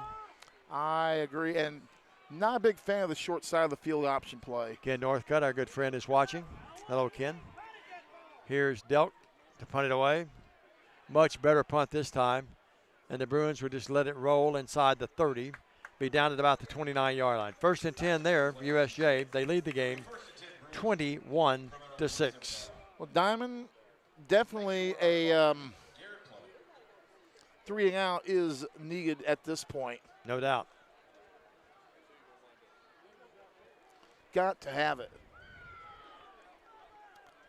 The Bruins, undefeated at 2-0. They blitzed Peabody, and they blitzed Union City, 49 and 56 points respectively. The Lions 1-1 after losing in a game that they should have won, and I think they'd be the first to tell you that against Chester County. And then we had our way with Grace Christian last week. If some people knew what we actually know, we won that game. Had a touchdown call back. And that call back and some mistakes hurt us, didn't it? The video proof was there. Triples far side right. Mistakes, though, we don't make some other mistakes. That mistake by the officials wouldn't matter. Yeah, we turned it over 3 times, and you're right. They flare it out here to Spencer out of the backfield. Spencer, they try to isolate him, and the Lions have that defended beautifully. No gain to the 29. Tackle by Lakai. And Hammer and Hank. Lakai slowed it down. Hammer and Hank came in and finished it off. Miller, one of the great linebackers, not only in this area, but I think across the state. If he is not all-state this year, it will be criminal. He is absolutely a tremendous player. So it's second. They give him actually about a half yard to a yard. Let's give him a yard. 2nd and 9, the ball at the 28. 3:38, the clock running. USJ using some time here. They've let the play clock run down inside 10 a bunch of times tonight. I guess better to be safe than sorry. 3:20 clock running. Play clock at 5, down to 4. Howard hands it to Spencer. Spencer trying to get far side right. Great block. They move him to the 35, to the 40, to the 45. Boy, his offensive line and his tight end gave him a beautiful block.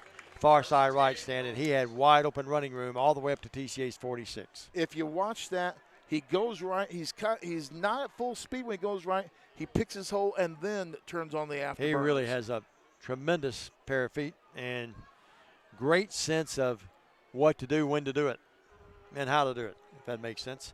3 minutes left. USJ smelling some blood. They lead the game 21-6. Here's the handoff, and great block. Gabe Lee. With the shoestring, something that he became quite famous for last year. He really ate that running back from FACS up. That running back ended up being all-state. That was Jackson Pugh that carried it that time. Picked up about 3 or 4. Let's give him 3, a true 3. It's got to be 2nd and a short 7, long 6. Clock running, 2:28 left. USJ leads the game 21-6.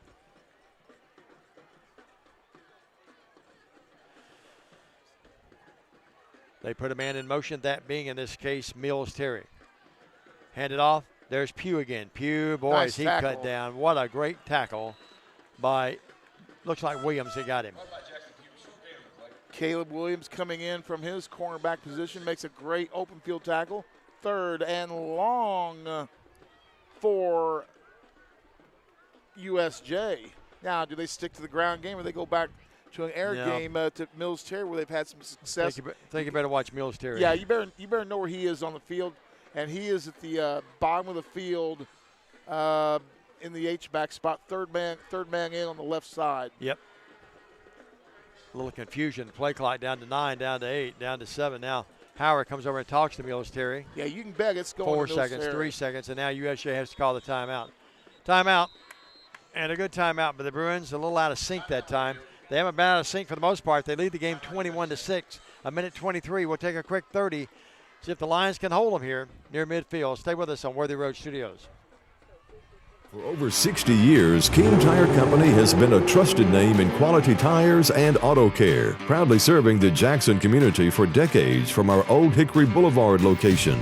With tires, alignments, oil changes, AC repairs, brakes, belts, hoses, radiator repair, and more.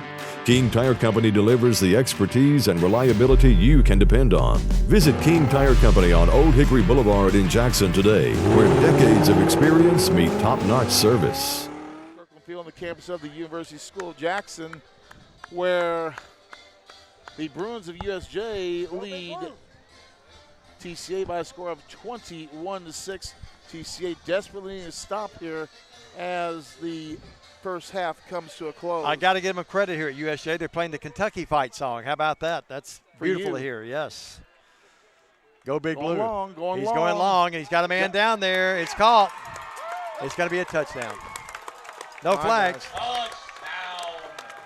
Howard found, is that Spencer that caught it that time? That was 9, I thought. Yeah. Corbin Howard. And that was yeah, it was 44 Spencer. yards. Spencer that caught it, Stan. Well, that hurts. 56 yards in receiving. He's well over 100 yards in combined yardage. Howard to Spencer, and Stan, they're burning us right down that pass over the middle, aren't they? Yep. And Sykes knocks it through. It's 28-6. Back up to this quick 30 on Worthy Road Studios. Don't get hit with big repair bills. Keep your heating system off the disabled list with a preseason checkout from McCoy's Heating and Air Conditioning. Our technicians are specially trained to get your system in shape for the fall and winter seasons. You can sit back and enjoy the game knowing our York certified and trained technicians can repair or replace your HVAC system, keeping everyone happy and you off the bench. Let McCoy's tackle your system's maintenance. Your HVAC system's MVP, McCoy's Heating and Air. Dave, one thing for sure, got to get some pressure on the quarterback, and we're not doing that. And they beat us a couple times along that, a 44-yard reception. Had a couple other long ones as well. You look at Spencer, Dave, 130 yards rushing on 15 attempts, 56 yards on the air through 2 attempts. So he's at 186 yards of total offense here in the first half. And credit the O-line of USJ. Yeah. They're giving Howard enough time. And Stan, that's just you run as quick as you can down the middle of the field, and I'll hit you. Here's the kick. Caleb Williams has it. 40, 30, 35, I should say. He's up to the 40 now, to the 42. I ain't even going backwards, folks. He's up to the 42-yard line. And Caleb Williams, he's got some wheels on him, Stan. Yep. When he catches that ball on the gallop, he gets some yards. Pretty good field position, and not much time left. That's the bad news, 1:07, but time to get down the field, hopefully. Well, the thing is, it's not the brightest move to kick it to a guy who's on a state championship track relay team. Well, he's one of the fastest kids in the state. Yeah, but in all fairness, you have Waller back there too, Stan. True. So they pick your poison, I Yeah. guess. Well, Bales has Tompkins in the pistol. It's a 28-6 game. I still cannot get over USJ. There are folks playing the Kentucky Fight song here, so there must be some kind of connection here. A lot better than other thing I heard earlier tonight, folks. Christy Timms would agree. I'm just kidding. Look out, UT look fans. out. Here's Bales rolling, Bales throwing. Gabe Lee, but I think he's out of bounds. Pushed out of bounds there. Yep. Nice coverage. He was already out. By number 14, Hudson. Stan, you talked about not getting much pressure on Howard. They're getting pressure on Bales, though. He's really having to run for his life right now, isn't he? So we're just going to have to try and open up some holes on the inside and get the ground game going. Tompkins had something going a moment ago on 2 carries, had it close to a first down, but then the series came to a halt as we couldn't complete the pass to get the first down, and that turned into a quick score by USJ. They lead the game 28-6. Feels like it should be closer. Yep, because 2 of those scores were such short yardage. Been short fields. Here's Tompkins, far side left, and jukes his way and stiff arms a guy to the ground. He paid the price. That's 11 yards. That's a first down. And Tompkins says hello and goodbye. 9? 3rd and 1. Okay. I wouldn't want Lakai stiff-arming me, and I'm a grown man. Lakai planted that guy. Couldn't see who it was, but he absolutely planted him. Here's the handoff, down. and it's going to be a first down. 4-yard pickup. By who? He said Cooper kept it, but that's not Cooper. That was Lakai that carried it. No, let's wait and see. That was actually, I'm going to assume it was Tompkins. I mean, it was a quick snap. The mass of bodies, it's just hard to see up here, folks. I'm not making excuses. It's just very difficult. Well, they let the clock run down, 30 seconds. Go for down it. to 30, down to 29 seconds, and TCA's got to try to in their territory at 45. Let's get something going here. They throw the little screen pass. Tompkins has it. Read and he's well. hit. I mean, beautiful. Their backers are really good. And that time the safety came up and buried Lakai. Now TCA calls the timeout. Timeout on the field.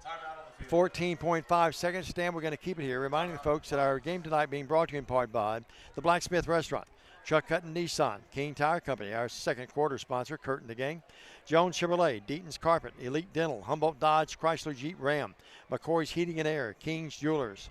Other sponsors, Foundation Bank. I'm glad I brought my flashlight. Great American Sports, Fitzcape's Lawn Service, Summit of Jackson, Roberts Jewelers, Food Right, Waterwell Solutions, our good buddy, Tennessee Tractor, Summit Jackson, Vance Farm Bureau, Stan's own personal insurance company, BH Social and Clement Transmission, and of course when we talked about all the great folks, Waterwell Solutions and Mr.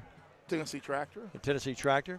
Dave, Food Right Mr. has... Miller does a great job. I'm waiting for our sodas here at halftime, Stan, if he's watching. Food Right has locations all over West Tennessee, but today at their Jackson location, they had an incredible sale. They picked out 10 items. So I assume you went there today. And if you have bought one of each, you have saved over $100 on your bill. Oh, why didn't you tell me? I went to Kroger and spent $2. I went to Kroger and spent $57 and didn't get anything.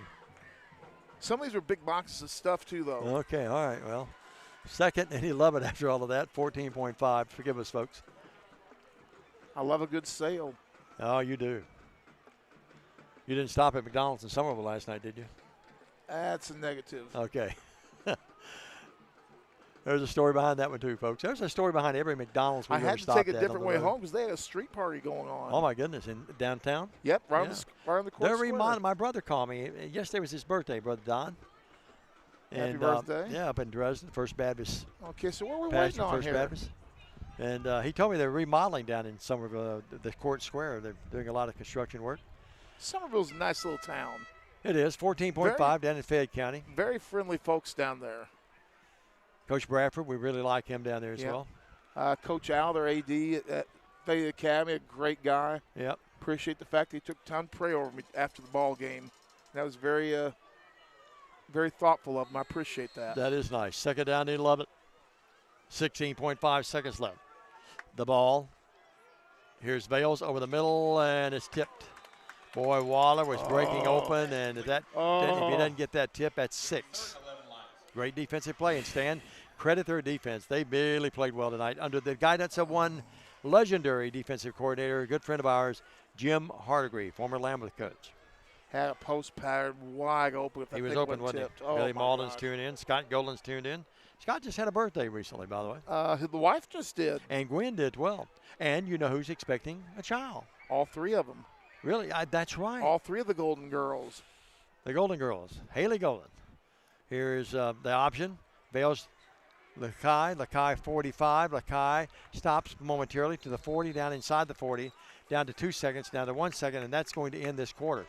Your halftime score, not good if you're a TCA fan like us. It's the Bruins leading. They played well. They deserve to win it, or be leading, I should say. And if they keep playing like this, they'll win it 28-6. We'll take a 2-minute break. We're back after this on Worthy Road Studios and the BallGame Blitz. Believe in family. Believe in your fellow man. Believe in daddy-daughter dances, home-cooked meals, and bedtime stories. Believe in honesty and an honest day's work. Believe that love and faith make the world a better place. We do, because we believe in you. We're Farm Bureau Insurance, and we don't just believe in Tennessee. We believe in Tennesseans. Farm Bureau Insurance, Tennessee's insurance company. Call Farm Bureau agent Travis Vance at 731-661-0102 or see him at 285 North Parkway in Jackson. For over 60 years, King Tire Company has been your trusted source for quality tires and auto care. Since 1959, our family-owned business, now managed by our 3rd generation, has proudly served the community with 3 locations: East End Drive in Humboldt, Old Hickory Boulevard in Jackson, and Airways Boulevard in Jackson. From tires and alignments to oil changes, general repair, brakes, belts, hoses, radiators, and more, King Tire Company has the expertise and service you can count on. King Tire Company, keeping you on the road since 1959. Hi, I'm Stan Gerard for your local Food Right. Food Right is the home of the butcher. Food Right is proud to sell certified Angus beef. It's the very best there is. All of our beef, signature pork, and chicken products are cut and packed fresh daily by our in-store butchers. To feed your family well, Food Right, with 11 locations across West Tennessee, is where you need to go. Have a great day, everyone, and much more importantly, God bless. Automatic Transmission and Wrecker Service has been the trusted name in Jackson and West Tennessee for over 45 years. Our expert technicians, backed by over 125 years of combined experience, are here to handle your automatic transmission repair needs. Plus, our 24-hour wrecker service ensures you're never stranded. Find us at 3846 Brownsville Highway in Jackson or call 731-422-6356. For reliable transmission repairs and your towing needs, you can count on Clement Transmission and Wrecker Service. Buy a car in your bikini. Buy a truck in your jammies. Buy an SUV in your, well, no matter what you're wearing or not. Shop JonesChevroletHumboldt.com with the area's largest used car inventory. Roberts Jewelers, West Tennessee's premier luxury diamond jewelry store, family owned and operated for 78 years. Owner Janet Silver has a passion for hand selecting the best luxury jewelry from around the world. Roberts has the largest estate jewelry and diamond selection in West Tennessee. Roberts does custom design jewelry in their RJ Case state-of-the-art custom design studio. Chris Case is the most certified jewelry design expert in the area. Book your custom design experience now at robertsjewellersinc.com. Roberts Jewelers, 405 Van Drive, where West Tennessee gets engaged. Kirkland Field on the campus of the University School of Jackson. We're at the half, and so far it's been all USJ, 28-6, in a game that you feel should be much closer. TCA gives up 2 real short field touchdowns, and then USJ has a couple of big plays, and they have 28, TCA with 6. We're going to take a look at the unofficial total offensive numbers for the game for TCA. 53 yards on the ground, 42 through the air, 95 total offense for the Lions unofficially. USJ 132 on the ground, 135 on the air, 267 unofficially is the Bruins total, so they've more than doubled us in offense. Noah Spencer, 15 carries, 130 yards, and Pugh with 1 for 2. Spencer, a couple of catches for 56 and a touchdown. Wallace with 1 catch for 2. Mills Terry with 69 yards on 5 carries. And those are the numbers for USJ for TCA. Lakai Tompkins, 7 carries, 47 yards. And finally, taking home the Division IIA state. Cooper Vales 1 for 4. Braden Waller 1 for 2. Lakai Tompkins, 2 receptions for 12 yards. Braden Waller, 2 receptions for 20. Joshua Delk, 1 reception for 4 and a touchdown. Gabe Lee, 1 reception for 6. And those are the numbers for TCA. Taking a look at some scores from in and around West Tennessee. Dresden leading Lake County 12-8 at halftime of that ball game. South Fulton 28, Tipton Rosemark 21 at the half. We'll go get some of the latest scores here. As my screen just goes blank, which is about just nice. Some other scores from around West Tennessee as we can find them. Munford leads Melrose 30-16 in that ball game. Other scores from West Tennessee. Coming in, actually not a lot coming in, to be honest with you. Bolivar leads Ripley 18-14 in that ball game. Other scores, of course, at the half, USJ lead TCA 28-6. We know Jackson Christian was leading their game by a good amount. And taking a look at what else is going on. We should have a lot of scores because our game was a little bit later starting. Actually, only about 10 minutes late, so not really that much. But not a lot of scores being reported in West Tennessee right now, so we're going to take a break. When we come back, we'll get a few more for you. At the half, it's 28-6, USJ with the lead right here on the BallGame Blitz. Hey Jackson, Chuck Hutton, Tennessee's trusted name in automotive excellence, is proud to announce the grand opening of Chuck Hutton Nissan, now open at the I-40 and 45 bypass right in the heart of Jackson. Come see why Chuck Hutton has been the go-to destination for car buyers in Memphis for over 100 years. Now we're bringing that same dedication and experience to Jackson. Come experience the Chuck Hutton difference for yourself. Chuck Hutton Nissan will have you saying, "I'm going to Jackson." Hello, I'm Chad P. Wilson with Foundation Bank, a family-owned community bank here in West Tennessee. Your checking account should be more than just a place to store your money. Our foundation benefits with high-interest checking account pays you interest, but also includes identity theft monitoring, cell phone protection, and roadside assistance. Start a financial conversation with us today by visiting our website, foundationbank.org, or call us on the number on your screen. In the meantime, God bless you. Terms and conditions apply. Foundation Bank is a member FDIC and an equal housing lender. Let me tell you about the American dream. In 1974, I had $425 to my name. I bought 21 carpet remnants, rented an old lumber shed, and opened Deaton's Rug Barn on East College. I worked long hours with hope of taking care of my family. I'm so thankful to Jesus who changed my life. He gave me a dream. So in 1985, we opened Deaton's Carpet One on the 45 bypass with a commitment to customer satisfaction. My friends, don't give up on your dream, because your dream can come true.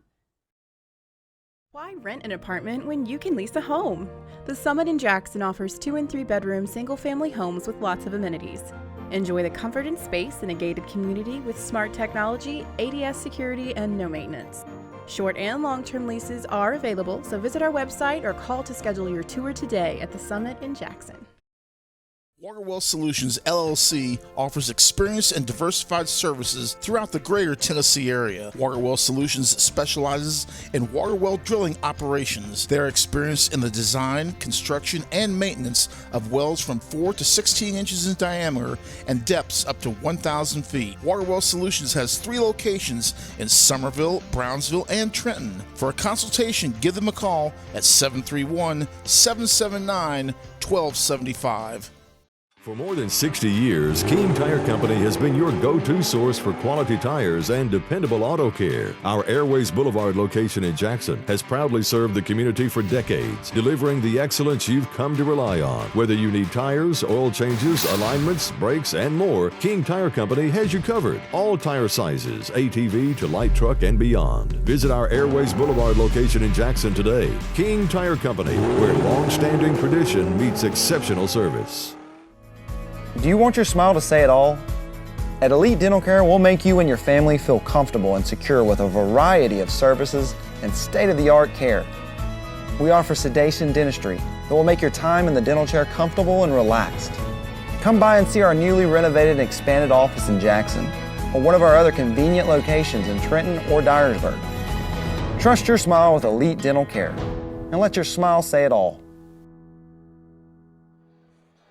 And we're back here at USJ and Diamond. Some things, whether it's football or basketball, some things never cease to amaze me.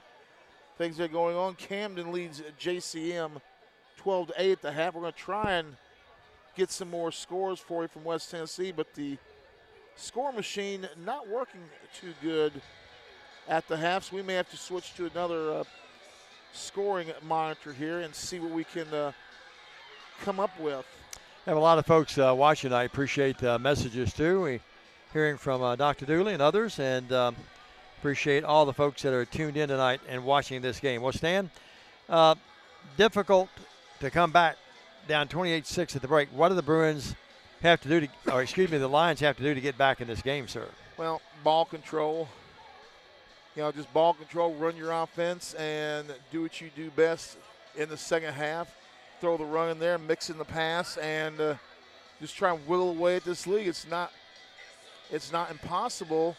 It may be a little bit of a stretch, but it's not impossible at all. But you cannot give up any turnovers in short fields like we did and have a chance at coming back in this ball game. I'm looking up to the light standard to my right stand. I'm feeling a few drops. That's not good.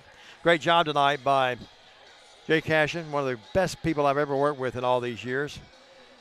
Tessa Holden is watching tonight. Philip Robertson, our good buddy. Nick Mancini. Lee Williams Miller. Hello, Lee. Melinda Young Chapman, the mother of one Reed Rex Chapman. John Whitehead. The Whiteheads have been probably some of the most loyal people that have Mr. Grill reached the game and listening to us through the years. Yep, and but again, going back to what the Lions have to do, with a little under 4 minutes left in this halftime break, Stan, got to establish something. Remember, too, the Lions will get the ball to begin the third quarter, but have to establish something to get some continuity, keep that offense of them off the field, and try to get a couple of points. And maybe you get a score, you get back in the game. Yeah. By the way, at halftime, the goal ball was brought out again. And Coach Harris and the gang were out there. They won the state title, so let's give them their due. Other scores from around West Tennessee. Huntington leads Adamsville 22-6. No surprise there. At the half, no surprise. Camden leads JCM 12-8 at the half. No score report from Peabody and Riverside. Same with Milan County and Gibson County. Brewston leads Gleason 16-7 in the second quarter. Houston County over Perry County 13-0. Northside leading O'Brien 14-0 in the second quarter of that ball game. Crockett County leads Lexington 7-3 in a low-scoring affair. Take a look at some other scores. South Gibson leads Hardin County 7-3 at the half in a defensive struggle. No surprise here, FACS doubling up West Carroll 28-14 with a little over 4 minutes to go in the second quarter of that ball game. Bolivar leads Ripley in that game. Halls all over Greenfield 34-0. I wonder if Greenfield's going to ask to play 6-minute quarters in the second half of that game as they did against us last year. Dresden leads Lake County 12-8. Oh, Lordy. And it's at the half. Westview, or check that, Scotts Hill 7, Westview 70. Well, at the half. Mr. Simpson had 7 touchdowns in one game, just a freshman. Had 5 the other night. And I told you last week. I told you last week on the air that my son, who is great friends with a lot of people at Martin, he went to UT Martin and graduated from there, said that this kid is better than his brother, and that's pretty strutting high cotton when his brother is down at Alabama still. Here's the deal, though. We're going to see how he's going to react. We're going to see how Westview's going to react when they play a team with an actual pulse. Well, their competition has not been stout. I would agree with you there. What do you say with a pulse? They haven't played a team with a pulse yet. Oh, you're awful. Let's do this. Let's take a 1-minute break. It's 70-7 at the halftime. Let's take a 1-minute break. When we come back, it's 28. Cut me a break, brother. It's 28-6 here, Jay. We're going to go to Jay and be back after this 1-minute message. Second half coming up. I have a couple of comments, but I'm not. For the past 22 years, Tennessee Tractor has been committed to you, our customers. That's why our locally owned business delivers great John Deere products with great service at a great price. From the backyard to the back 40, whatever size project your family's got, you can rely on us to help you get it done. From our friendly staff to our reliable equipment and our quality service, Tennessee Tractor has one goal: to keep you and your family up and running. Hometown value, hometown service. That's Tennessee Tractor. At Foundation Bank, we love working with small businesses, and we serve them uniquely through truly local decision-making and underwriting. But we're more than a lender for your small business. We're also a source of financial counsel. Hey, running a small business can be hard and complex, but we can help. Let us learn more about your small business by visiting our website. It's foundationbank.org, or call us at the number on the screen. In the meantime, God bless you. Foundation Bank is a member FDIC, equal housing lender. Back here at USJ, the crippled guy and his dad, Indiana Stan, Double D, Diamond Dave, back with you. The guy actually said that to Jay. Hey, here, Milton. Hey, I want to go back to something. Did you not love, hang in there, guys, let's get them, Michael Mancini, the game coming up. But did you not just love our accommodations last week Hey, Grace. Yes, I actually that did. was that. I've had more people to say something about that photo I put up of you and I. We're actually like in a pavilion more than a press box, weren't we? Well, and at least if it were rained up there, we would have been dry. Yeah, that was a neat place, though. They had great internet access, offers brisket after the ball game. Diamond, here's something we have not seen in years. Shaping up in the second quarter, Middleton looking to stay undefeated on the season and go to 2-0. They lead MASE 32-0. How about them Tigers? The Tigers, yeah. I'm proud and happy give them their for due, but it's been a long time since they've been 2-0, isn't it? Millington, yep.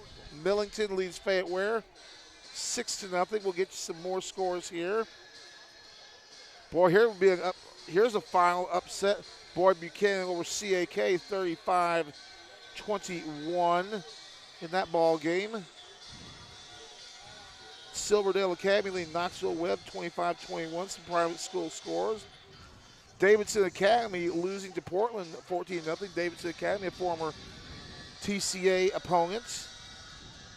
And it's, holy cow, Humboldt will go 2-1 on the season. They lead Harding Academy at the half 34-0 in that ball game. And that's a look at your scoreboard courtesy of our fine friends at Coach T. Well, I'm going to go ahead and get this out of the way. I'm going to have to put my jacket on. It's getting cool. Oh, you wuss. Well, stand again, 28-6. Finally back home next week. The season opener. At home. Season home opener, yeah. Now, who even play? Fayette Academy, isn't it? Yeah. Fayette Academy, the opponent. Yeah. Forgot about our first region game. First things first, no matter what happens here tonight, though, back home next week. Play ball. Got to really sort of build back at it. You just don't want to get thrashed here tonight, Stan, and keep some confidence about you. And this team is certainly talented, and they certainly have the ability to do that, but just got to go out and do it. This Bruin team, I tell you what, Jim Hardigree has drawn up a really nice game plan, though, against our skilled people. This Bruin team defensively has really played well. Well, they put a lot of pressure on Vail. And our line will get better as the year goes on, but Vail's facing the heat tonight all night long when he tries to throw the football. Yeah, Ray, we got on late. Some folks sending us texts they can't find us anywhere. Well, we're on now. But, with the late start, that text came in earlier. I'm just now getting to it and seeing it. Hard to take text or to read my text machine when I've got other things going on. South Gibson, a low-scoring game there, 7-3 over Hardin County. JoJo's got a tight, low-scoring affair over his place.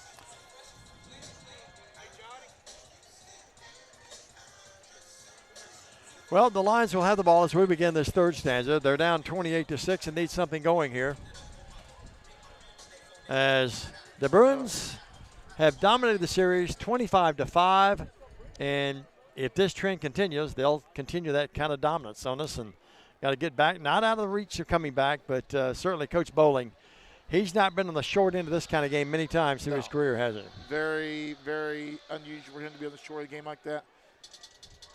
Milan 54, Gibson County 0. That's already gone final. Oh my goodness! Had to be a running clock on that one, obviously. I think they cut some severe time off of that one. Sounds like it. For them to be done already at 8:30. That just come in two minutes ago. Our good buddy and lovely buddy Nikki Castles is watching. Suzanne Argo Atwood, lovely friend as well. So a big hello to them as well. Saw Nikki and the gang down at Chester County earlier. Melissa Helton as well. Covington. I got a hug that night, Stan, from both of them. You didn't get a hug that night. It had to happen. It had to eventually happen. Covington 10, Dyersburg 6. What was it? She's looking at you, just look at me. 35-6, Oakland over Haywood. Well, they squibbed, not really a squib, just sort of lame duck kind of kick over there at about the 20.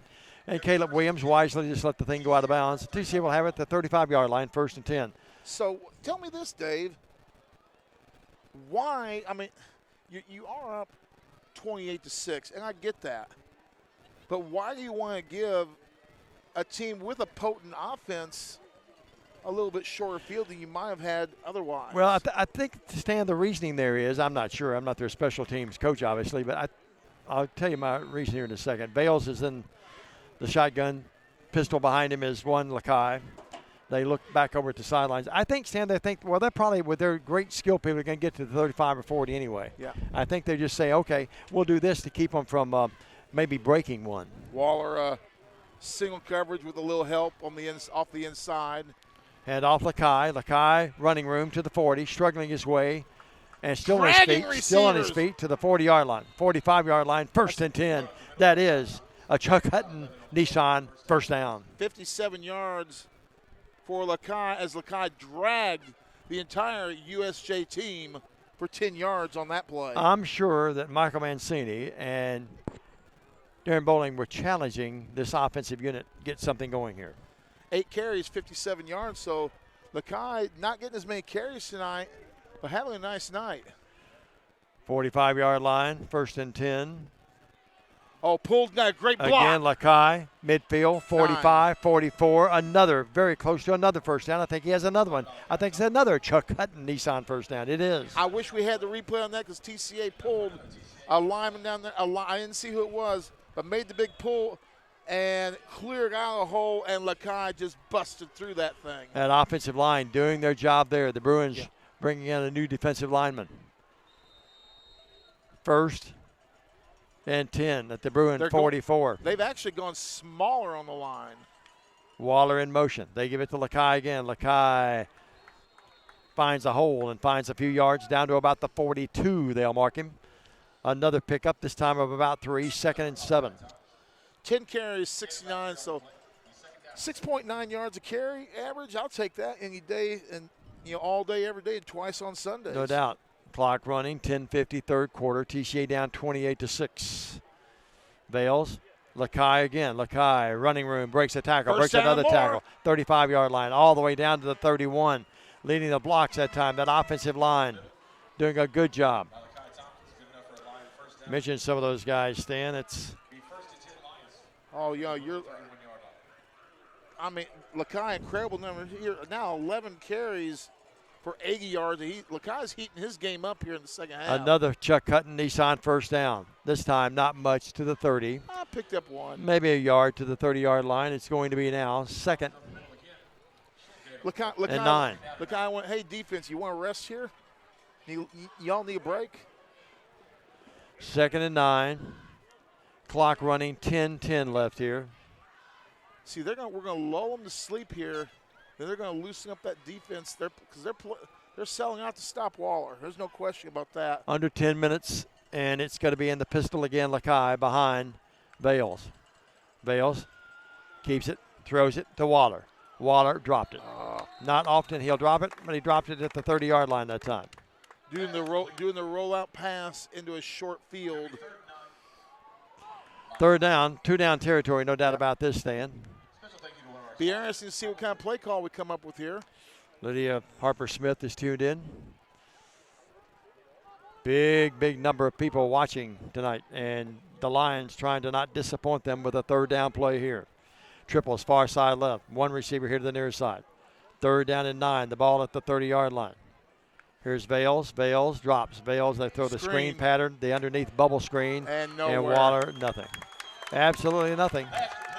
Again, read that one like a book. Went to the bubble screen, and Stan, we lost a yard back to about the 32. It's 4th and 11 now. I mean, they had that covered like the proverbial morning dew on that play. They're double teaming Waller. They'll let anybody but Waller or Lakai beat them. Their defense has been superb. Yeah, they've really done a good job on the 2 superstars for TCA. Although Lakai has had a nice start to his second half here. Doubles each way. Bales on the 4th and 11. Low snap, picks it up off the turf, throws it, and it is caught. And it's Gabe Lee, but he's a little short. You're going to go for it, though, here. No, that was 4th down there, Stan. Oh, it was? Yep. Okay. Pickup of 7. A yard short at about the 20. Had to get inside the 22, and they were inside the 23, Stan. Guy made the tackle. Good throw by Bales and a nice catch by Lee, but just a yard short. He was hammered on the play.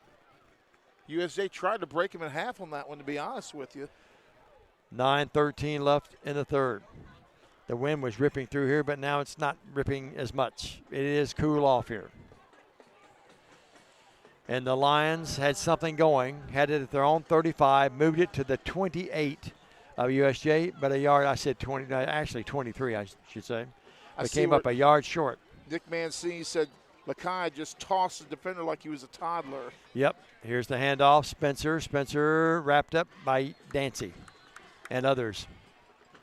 I mean, he wrapped him up before Hammer and Hank could get there. He bear hugged him. He sure did. I wouldn't want him bear hugging me. No. Well, that is a big interior line that we're showing. It is. Down to 8:49, clock running third. 28-6 USJ with the ball now. Their first possession of the third stanza.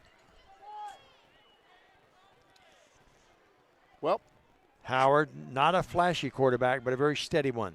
Likes to roll out. Corbin Howard. He's thrown a couple of really good That's balls a to rush. Diamond Dave. Flare pass out to Spencer, makes the guy miss, but the Bruins see the Lions get there, and then on the stop is Hammer and Hank Miller. That question for you, Diamond. In college, do they call that a run or a pass? They call that a run. It was a lateral pass. That's what I will do. Yep. Third down. I've got a game tomorrow, 1 o'clock. Better than that 7 o'clock start last week. I love night games, but A, you can't see out of that press box at night, and B, I got back to Jackson about 1 o'clock in the morning last week. Bethel crowds, though, at night are pretty There was a crowds. massive crowd. It was a big crowd. First night game in 3 years there. And you got the lights. Use them. I just can't see out of that press box at night. Well, they need to build a new press box for you. Yeah, sure. Third down, and here's Howard back. Howard throwing, incomplete. That's his first poorly thrown ball tonight as he had his receiver, Mills Terry, open and threw the ball behind him, and the Bruins have to punt the ball, and a good defensive stand, needed and much needed, Yeah. a necessity to stop them their stand. Gabe Lee and Hank Miller on the coverage for the Lions. Well, TCA, Dave, with a chance. That word just kind of stuck to it. Dave. Kendall Bowen is 75. He made the tackle, not Dancy. We appreciate Jay letting me know that.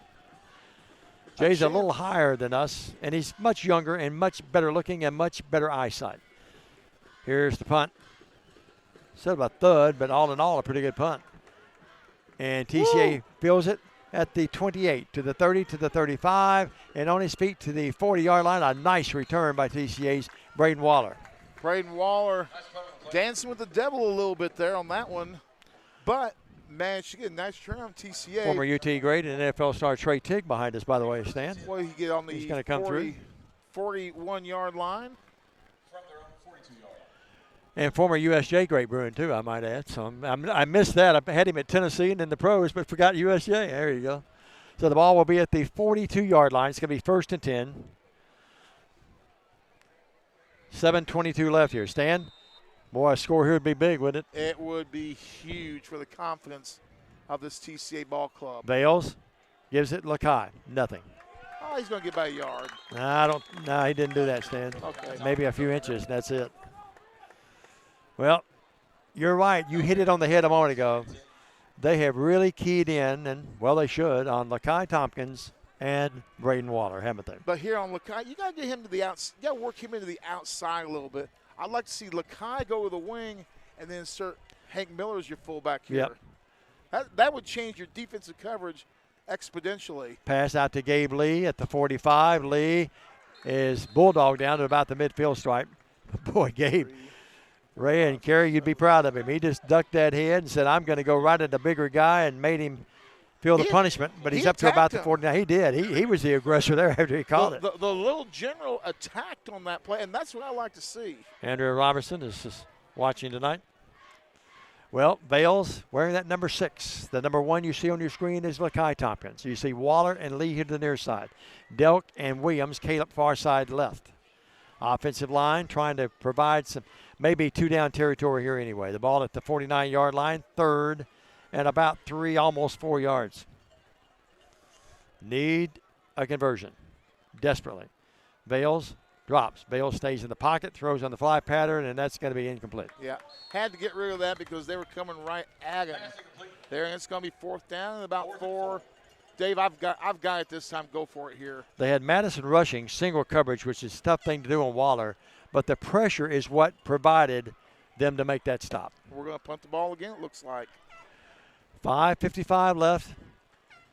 Had a great offensive unit last week when we put Lakai out of the wing and Miller in there, and we have not seen it yet tonight. I talked about our lovely friend Melissa Hilton a moment ago. Lake is on the field, special teams. High snap, but Delk pulls it down. Delk, nice punt. Spencer calls for the fair catch at the 15. He has it there, and the Bruins are back in business offensively. They lead the game 28-6. Next week, 6:30 airtime, 7 o'clock. First time for the Lions Den all year, home opener against Fayette Academy. And that field looks now and will look on Friday immaculate. Now you know we don't play on plastic at TCA. We play on God's turf. You know you've been to my house many times. Does it look better than my lawn? Oh yes. You know my lawn looks good though. Your yard's nice, but that's God's turf over there, 2 miles down the road. He's a lot better. He's a lot better groundskeeper than I am, but I am proud of the yard. That is his baby. That is Hank Miller's baby brother. That field. Yeah. Justin Miller. The Bruin fans getting a little restless. They're saying, "Come on now." 28-6, been a scoreless third quarter. Quarterback. Play fakes it. He's going to keep it himself. Rose right. He's going to have running room 20-25. Got the first down. From his 16, he's all the way up. Corbin Howard. Kyle Williams does a good job of their PA here.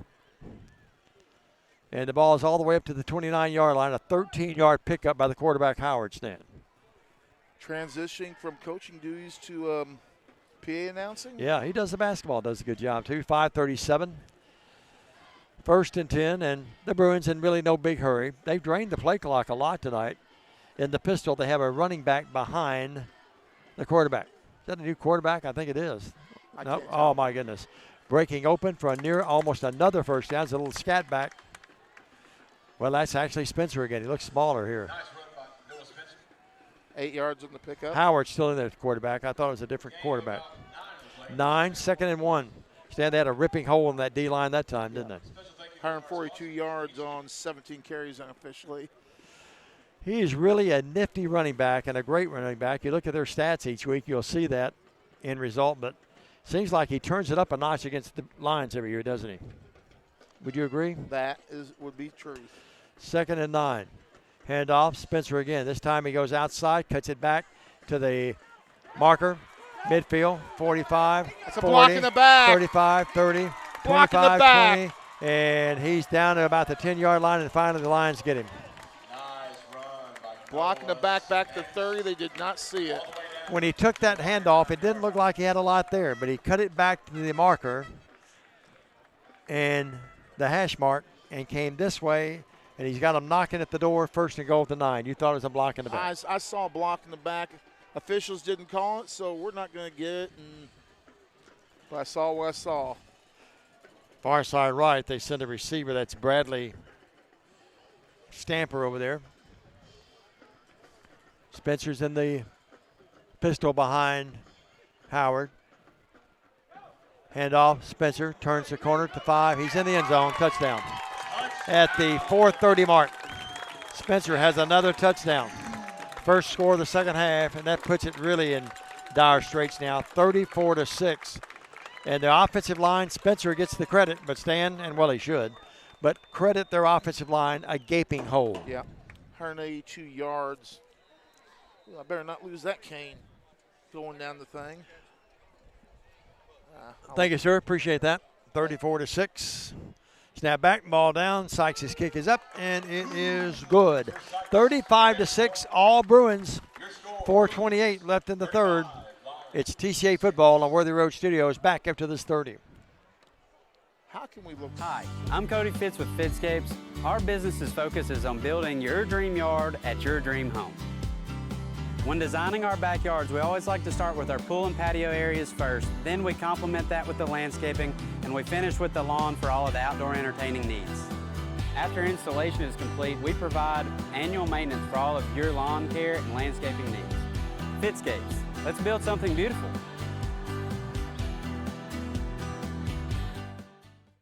35-6.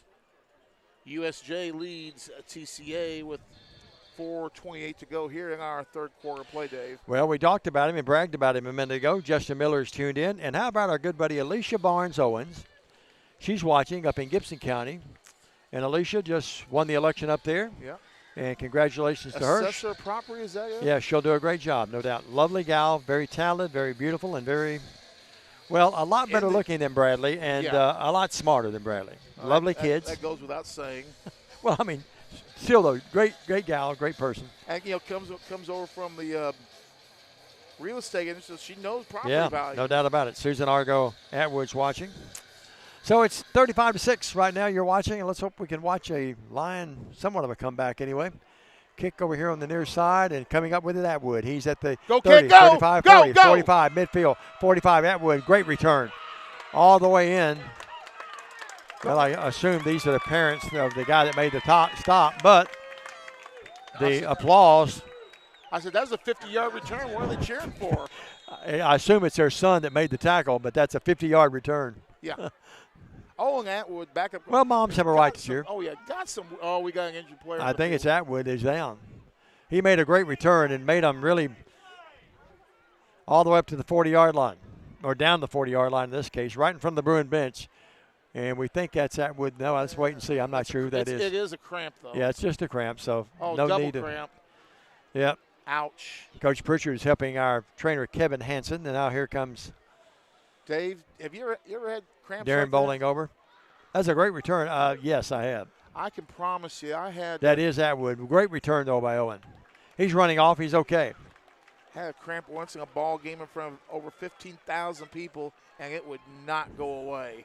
First game of my senior year, number 4 in Kentucky, challenging the number 3 in Indiana. So the crowd was saying, "Oh, don't worry, that's just that's Gerard." That's pretty much. I'm being cruel. I apologize. I had to get back in the game because I apologize personally and professionally. I apologize. 42-yard line. Here's Bales. Now Hammer and Hank's back there in the tailback position. They bring Tompkins They got here. my memo. Yeah, they did. They heard you. Someone got to the coaching staff and said, Gerard says put Hammer and Hank in. Play out here, little bubble screen to Waller. He's stuck, but he breaks the tackle and leans forward down to about the 35. Great effort by the tackler, but a great effort even by 6 Waller as well. Pickup. The guy that made the stop. Textbook tackle, but credit. Joshua O'Neal made the stop. So it's second and about 4.5. The ball down to the Bruin 31-yard line. Yeah, nice to score here, down 35-6. Make this thing a little bit more respectable. Build some confidence for the home opener next week. I'd trade it for a win, but yep. But Waller is now tied for 8th all time. Now, boy, that play looked like a disrupted fire drill, but no flags. It looked like we were moving. Looked like they shot across the line too soon. They tried to pass to Lakai Tompkins. They tried that blitz. No. He's down to about the 36. No gain. 35. Got a yard. Oh, did he? Okay. Yeah. Well, they haven't moved the chain yet.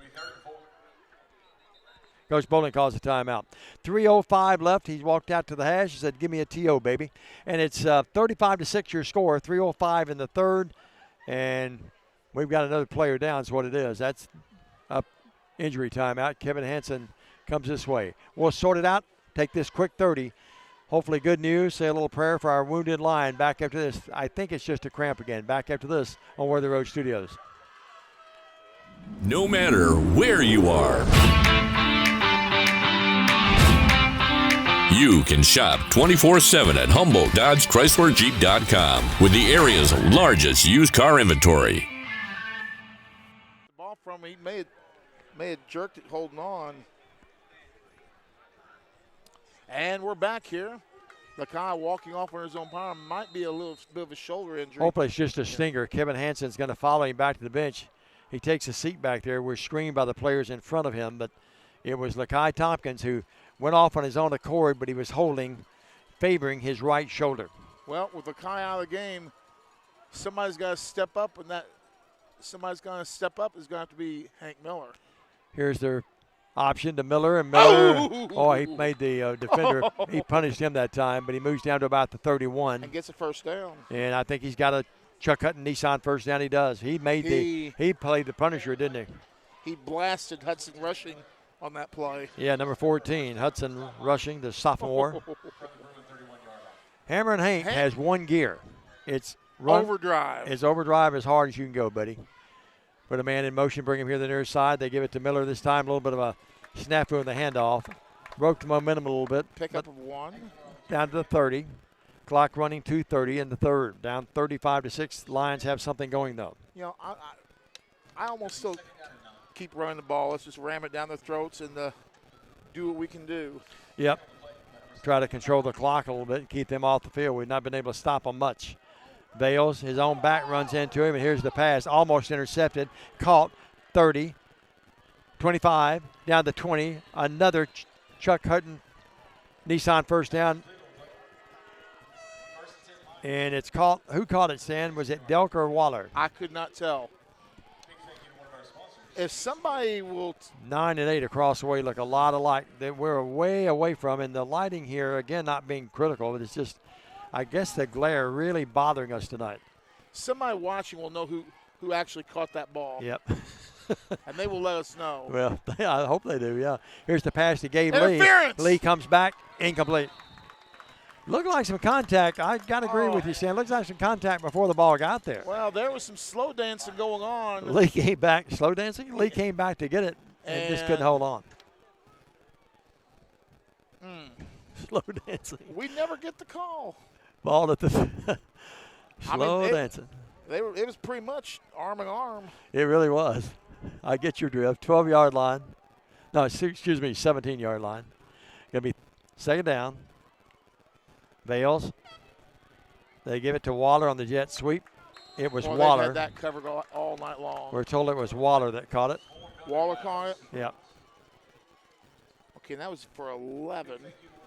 With that play, let's see, that is 5 receptions. 3rd and 10, the ball at the 17. TCA down 35-6 against a Bruin team that's been brilliant tonight, especially defensively. They haven't been chopped liver on offense as well. Braden Waller is now 8th on the state's all-time receptions list. He'll not even be concerned about that, though, tonight, nope. will he, for this He'd loss. trade for a dub. A minute left against one of your arch rivals. Pass out in the flat. That's a timing pass. Incomplete. Bales threw that before the receiver ever turned around, but unable to hold on. But Braden Waller passed 4 individuals in with his work tonight, including Lee Mayhall, who finished his career back in 2011 with 169 receptions. They got a pretty nice college career, as I recall. Yeah, Debbie Odell Grissom hasn't given up. She says, go Lions. 4th and 10 at the 17 of USJ. We've had it down here a couple 2 or 3 times, unable to convert, and it's hurt. Here's Vales running for his life. Far side left. He'll square and throw. Incomplete. And the Bruin defense holds again. That's twice we've been down inside the red zone, had it come away with nothing. So the Bruins will take over. USJ 35 tonight. They put 49 on Peabody, 6 on Union City. These guys are averaging over 40 points a game, obviously. 45 at this point. So 49.7. Stan, right now, you want to do a couple things. I agree with you. Keep it on the ground as much as you can. Try to grind it out, utilize the clock, and get out of here without any injuries. We've already got across the way. No word yet on Lakai Tompkins. Well, Lakai's back in the game defensively, so that's good to see there. So the Bruins will have it at the 17, 1st and 10. And now whistle shrill throughout the night air. I like that word shrill. Yeah, really shrilling on a night like tonight. Well, the wind's quit, so I'm not going to have to put this jacket on. I didn't put it on anyway. Yeah, there was laundry back at the because it was 17. soaking wet. We got wet coming up, didn't we? No comment. What was that the guy said last week? We asked him how he was doing. He said something that was different. Adequate. Adequate. Yeah, there he goes. Their PA guy, their music was great last week, wasn't it? Woo. 1st and 5 after all of that. The ball up to the 22. So the flag was on the Bruins Or excuse me, on USJ. Must have been encroachment, TCA. Or excuse me, on TCA. We'll get it right. Had to be encroachment, yep. Quarterback keeper. He keeps it. Probably should have handed it off. Picks up 1. He's hit hard at the 23. Picks up a yard, so it's going to be 2nd and 4. Well, down to 35 seconds. The Bruins lead 35-6. And Stan, a game last year that TCA could have won, but it looks like this one is going to be totally out of reach in the 4th, doesn't it? Some personnel changes from last year to this year that we weren't expecting to have. Probably hurt a little bit, and we're seeing some of that come through, but we go with the guys who chose to put in the effort. The crowd rises as we wind it down to the 3rd quarter ending. 35-6, a 1-minute break. The Lions down big, trying to get back in it, make it respectable in the 4th. Back after this 1-minute message on Weather Road Studios in the BallGame Blitz. Downtown is thriving, and the Blacksmith Restaurant is leading the pack. From the rustic dining room to the unmatched patio, eating local with family is what we're about. Live local, eat local, relax local.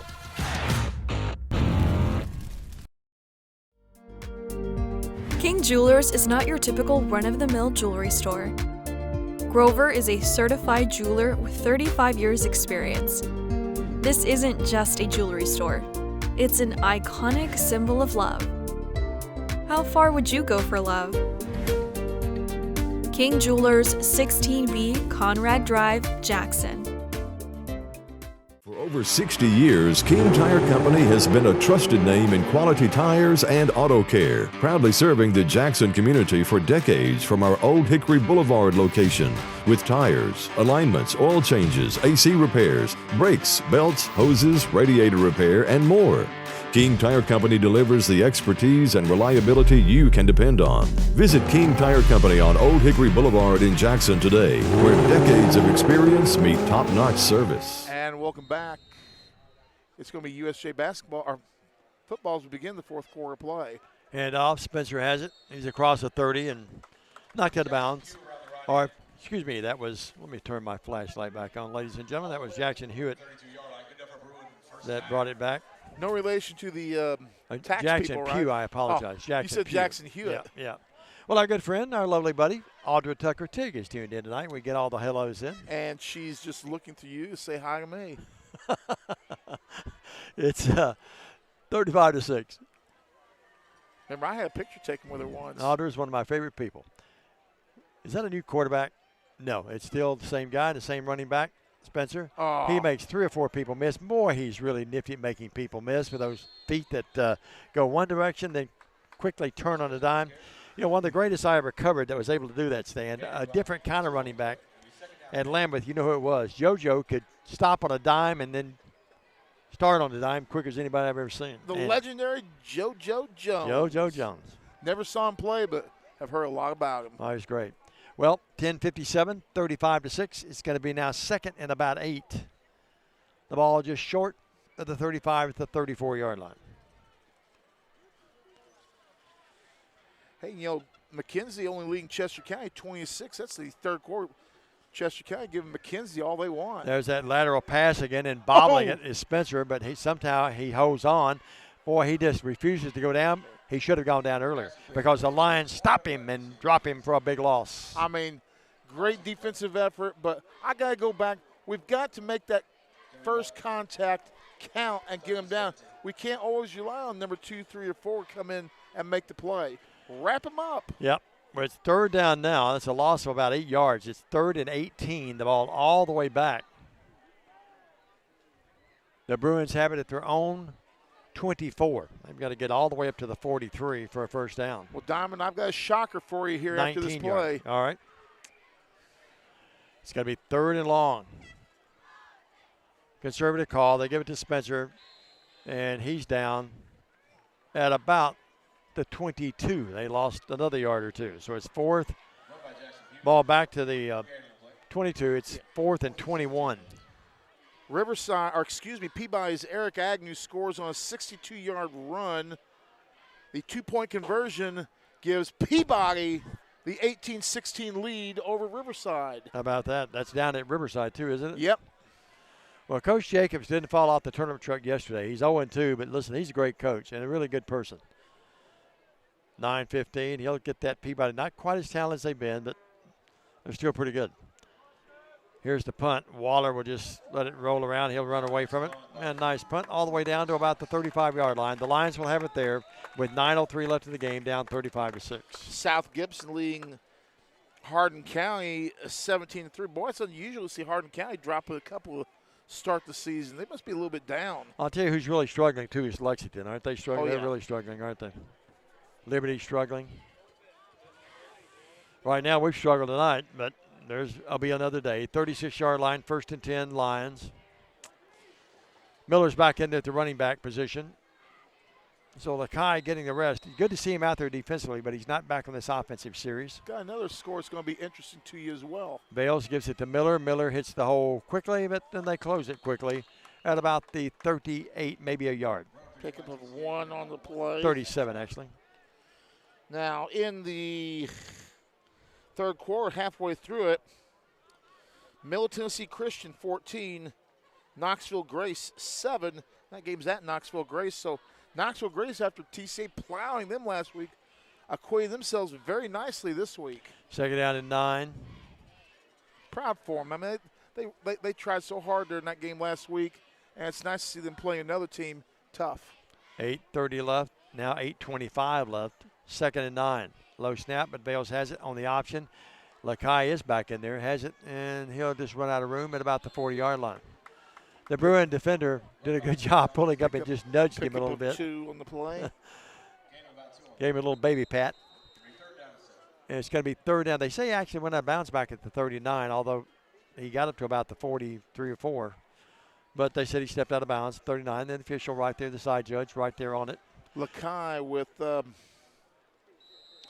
85 yards on 14 carries. So not a bad night for Lakai, just not getting the work that we'd like to see him get. Third and a good 7 yards. In motion.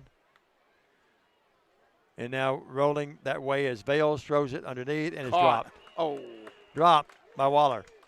That doesn't happen often. No. 4th and 7. Well, you're down 35-6, 8:05, and the Lions will punt it away. Yeah. On this side of the field, you go ahead and punt. Yeah, now. you just punt it. Yeah, you don't give them a short field. You try to keep it from being a route. We've already done that. It's raining at Briarcrest, so the rain is on the way. Well, that's hopefully a good hour away, though. We'll get out of this thing with nothing more than being soaking wet before the game. Yep. 4th and about 7. Delk to punt it away. He does. Nice high spiral, and they call for the fair catch, and they catch it at about the 33-yard line. Falling forward there at the 34. Now they'll mark it at the 33. Please tell me he threw his marker and not a flag. So it's 1st and 10 there. That was just a marker, yes. Okay. The bean bag or the marker or whatever. Middleton at the half.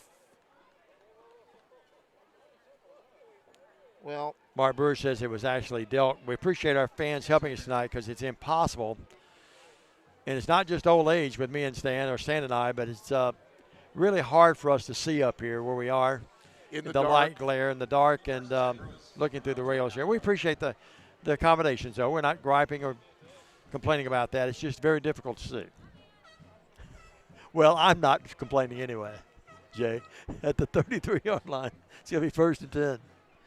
You said it. But Nick, or Mark, thanks for the update there. And that 9 and 8 looks so much alike when you don't have good lighting. What was the update? I'm sorry again. The ball was at the 33. No, excuse me. It's at the 28-yard line, 1st and 10.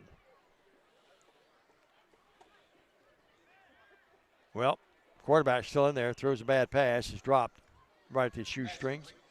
They still have Spencer out there, and the quarterback Howard's still out there too, Stan. You a little surprised by that? 29-point lead with 8 minutes to go. Yeah, I'm keeping my first string in there and run a risk of them getting hurt. You got a whole field of clean shirts. John Tucker at Milan always had the idea, keep them out there, run the score up if you are able to occasionally. And you get the sophomores and juniors thinking about you next year, you know what I mean? But I agree with what you're saying. Spencer, I wouldn't have him out there if it was me, but I'm not the coach. Here is Howard, keeper. And he should have away now. Flag comes in late. Where are they going? Shoestring tackle. The tackle was clean and good. It was right at the line, at the Hank feet. Miller. Tremendous defensive play by Hank. Let's The way the Bruins are reacting, it's on them. Their body language would tell me that they're not real happy with the call. Loris and Franklin, our good buddies, tuned in. Ralphie's such a good boy. He's Yes, probably he gone to is. bed by now, holding on the Bruins. And the Lions, with the loss of about 4 yards, declined the penalty. Hank, despite it being a 35-6 score, Hank Miller having a nice game at the middle linebacker, make a bunch of tackles. He only knows one way to play, and that's hard. Yeah. And clean. So it's second down and 14. Spencer has it. Spencer looking for running room and finds a big hole. But he's tripped up as he goes to the 30. And nice play there defensively by Delk, who made the stop. Gabe Lee, who made the stop. But he does get the yards back. They lost at about 5 more, so it's 4th down and 5. And the Bruins will punt it away. Clock running under 7 minutes when we punt it away here. Coach Pritchard's doing a good job out here. He's going to go 3-0 in a season that some people thought USJ might not be as good as they are, but they put points on the board, and they've got some skilled people back. They've got a good line. Not real surprised by this. They're really pretty good. Big kick. Great kick. And gathered in at about the 25 to the 30 to the 35. The returner brings it up to about the 36-yard line. Well, 6:42 to go. Let's end this game with a drive and a touchdown as the clock expires. That would be nice. Well, here's your song, Stan. Sweet Caroline, there it is. I still love this song. You don't like it. This song and Don't Stop Believing are two of my favorites of all time. I'm having to change some of my musical tastes. You like that, you like a little rougher of the 80s than I like. Yeah. I'm a little bit more mellow with the 80s. I'm sorry. It's a great song. I'm just not into the wokeness. 7th inning song at Fenway. Audra heard this. She and Bart heard this earlier this year. They were up there. 1st and 10 at the 38-yard line is where they actually mark it. I love the song. What's wrong with it? I'm just not a fan. Okay. 6:42. Our musical tastes have never really been attuned very much, have they? That's why when we drive together, we listen to talk radio if we listen to anything. Now, we did love the music last week. Well, Lions call a timeout. They were on point last week. Yeah, they were. 6:42. We'll sneak in a quick 30. JJ's done a great job putting up with us tonight and other nights as well. 35-6, Lions down. We'll be back after this quick 30 on Worthy Road Studios. Believe in family. Believe in your fellow man. Believe in daddy-daughter dances, home-cooked meals, and bedtime stories. Believe in honesty and an honest day's work. Believe that love and faith make the world a better place. We do, because we believe in you. We're Farm Bureau Insurance, and we don't just believe in Tennessee. We believe in Tennesseans. Farm Bureau Insurance, Tennessee's insurance company. Call Farm Bureau agent Travis Vance at 731-661-0102. You hit it on the head earlier. They've had a better chance to see numbers than we have, haven't they? Well, the cameras brighten up the field a little bit. We don't have a monitor to work off of tonight either. Here is Vales rolling this way and being pursued. Now finds Tompkins out there. Tompkins 35-40. 45 midfield. 45. He's on his feet. Makes nice guy move. miss. 40. He's at the 35. Lakai Tompkins down to the 30-yard line of the Bruins, and he made about 5 or 6 or 7 people miss. 32. And 32 yards. Credit Cooper Vales, Stan. He was being chased for his life, but he kept his composure and found Tompkins, and Tompkins found big running room for a Chuck Hutton Nissan first down. Great run by Tompkins. He may have made more than 5 or 6 people miss. 57 yards on 5 receptions. So Lakai over 100 yards in total offense tonight. Teresa Whitehead watching. She loved that play. That was nice. Miss Lucy probably liked it as well. Miss Lucy's probably in the bed. Here's Vales again running. Tucks it and runs. Good decision. Inside the 30, Larry. And he'll be down to about the 26 or 7 yard line. I'll be real honest, and not going to get on him, but I'd like to see Cooper run the ball a little more. Cooper's got some wheels. You remember his first game as a starting quarterback against Tipton Rosemark, yeah. when he's flying across the goal line with the ball? On the road that night. Was that the night we kept having trouble staying on? Jay wasn't with us that night, remember? No, we were under the guise of another company. That's correct. You're right. I shouldn't have brought it up. 5:55. And great guy. They just tried to make a system work that was impossible. They should have sent somebody with us is what they should have done. Second out at 8. Yeah, you and I were by ourselves that night. I remember that. That's a long walk for you that night, too. Here's a pass out in the flat, caught, and inside the 30 down to about, or 20, I should say, down to about the 17-yard line. Nice play by Cooper again with a nice pass. 11 yards on the play. Don't know who it went to. I'm Somebody will tell us. I'm going to have to start when we're on the road like this. Start watching the body language of Delk and Waller and get more in sync with their body language because it's difficult to see.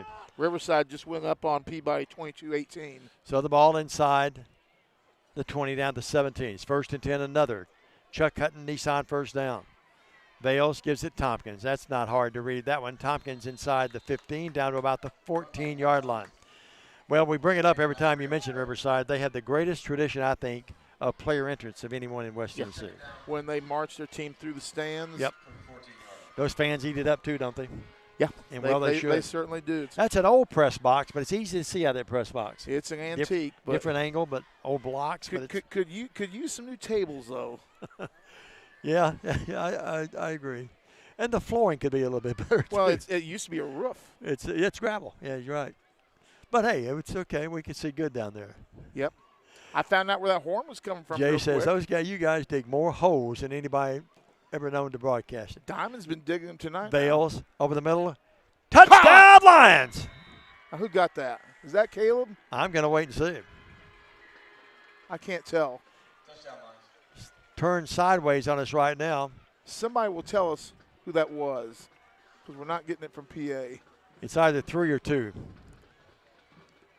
Well, no, then that'd be Caleb because it wasn't 3. So that was how many yards on the reception? Either Gabe Lee or Williams. That was Caleb. Caleb. He's still walking toward the bench. I've got my eyes on him here. Didn't have my field glass this night. Left him in the press box at Bethel. And that is caught for the touchdown. The Lions are on the board, 35-12. And for the few times tonight, the Brewing crowd a little quiet. The PAT is up, and it is good by Delk. And it's 35-13 back after this 30 on Worthy Road Studios. And Mark Brewer says Riverside Peabody update. Riverside's up. He said 22-18. All right, thanks, Mark. Back after this 30 on Worthy Road Studios in the BallGame Blitz. For over 60 years, King Tire Company has been your trusted source for quality tires and auto care. Since 1959, our family-owned business, now managed by our third generation, has proudly served the community with 3 locations: East End Drive in Humboldt, Old Hickory Boulevard in Jackson, and Airways Boulevard in Jackson. From tires and alignments to oil changes, general repair, brakes, belts, hoses, radiators, and more, King Tire Company has the expertise and service you can count on. King Tire Company, keeping you on the road since 1959. Welcome back. We're 4.5 minutes to go in this ball game. 35-13. The Lions with a touchdown pass at the 4:35 mark to knock a little bit out of that lead. Well, beautifully thrown ball by Vales, too. Stan, we didn't probably echo that enough and express that enough. A good drive for the Lions. A good drive. A good drive. Like Chuck Hutton Nissan provides. That they do. Yes. Good segue. 35-13, 4:35. Every hog finds an acorn every once in a while. On their way to Food Right to buy the groceries. That's right. Stop at the insurance. You get insurance. From Travis Vance. Yes. Here's a return. And up to the 40-yard line. Nice return.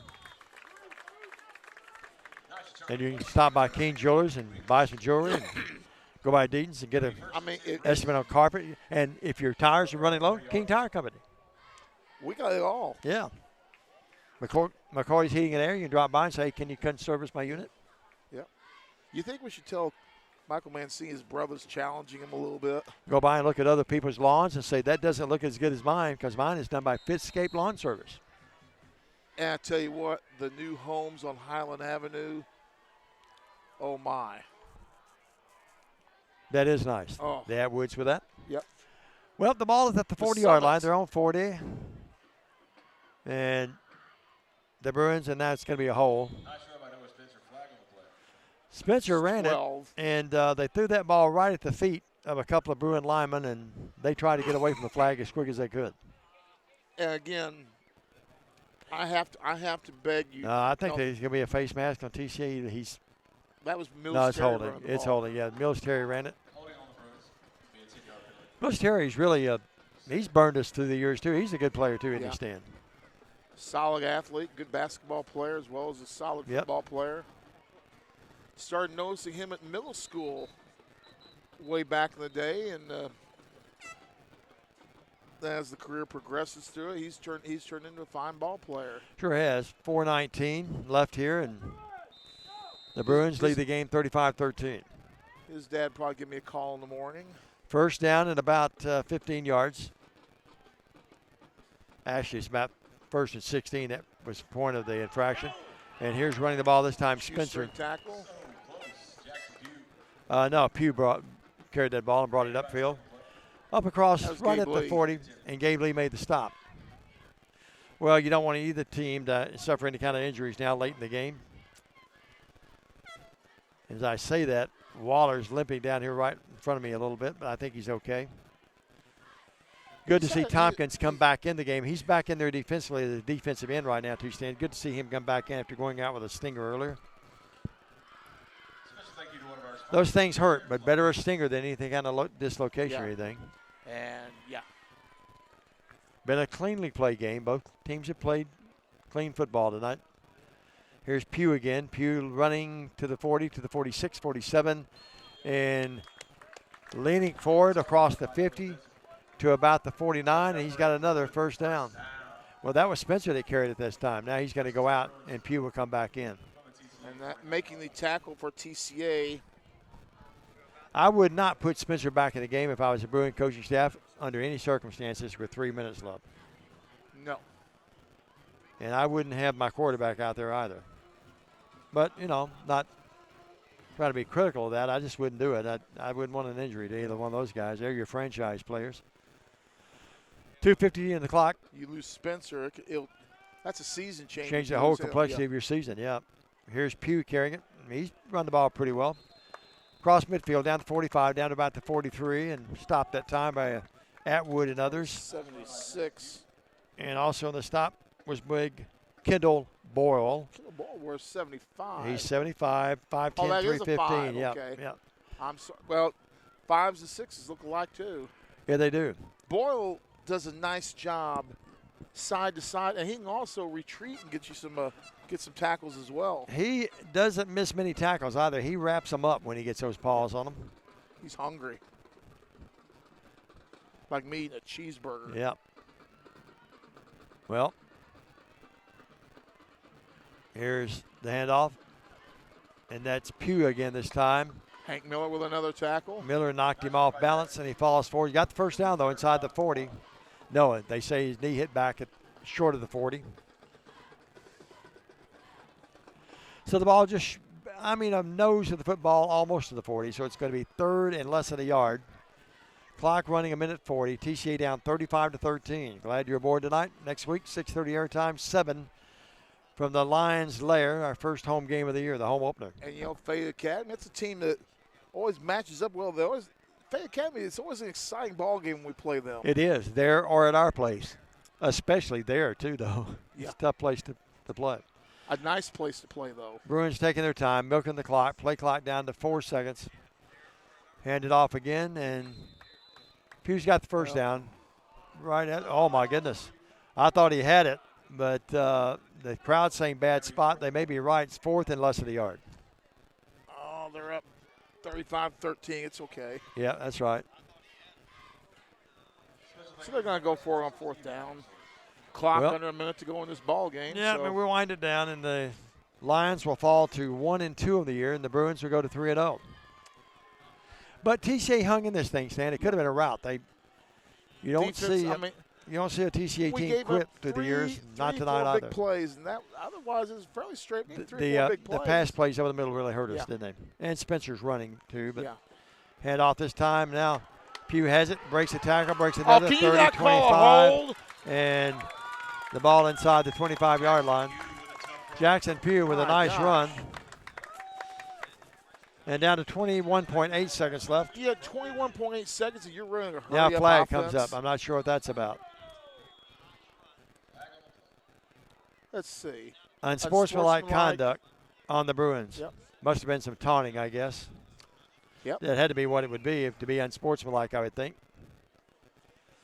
Well, it's not really going to matter. 21.8. All the coaching staff would not be happy with that. Jackson Pugh, nice run that time. Stanley broke a couple of tackles. Yeah, but why are we not taking a knee? The ball back to the 36-yard line, 21.8. I would agree with that. But, you know, I guess they've got a new running back there giving him some reps. Now they'll go in the victory formation. Well, Stan, you called it. They're listening to you. That's why they had. That's why you have JV games. Well, Coach Pritchard has great respect for TCA, the program. He's a member of the family one time, and they take the knee, and this game is over. The unhappy final here for we Lion fans. The Bruins lead big at halftime, and they win 35-13. We'll take a break, a 2-minute break. We're back for the postgame after this on Weather Road Studios in the BallGame Blitz. Hi, I'm Stan Gerard for your local Food Right. Food Right is the home of the butcher.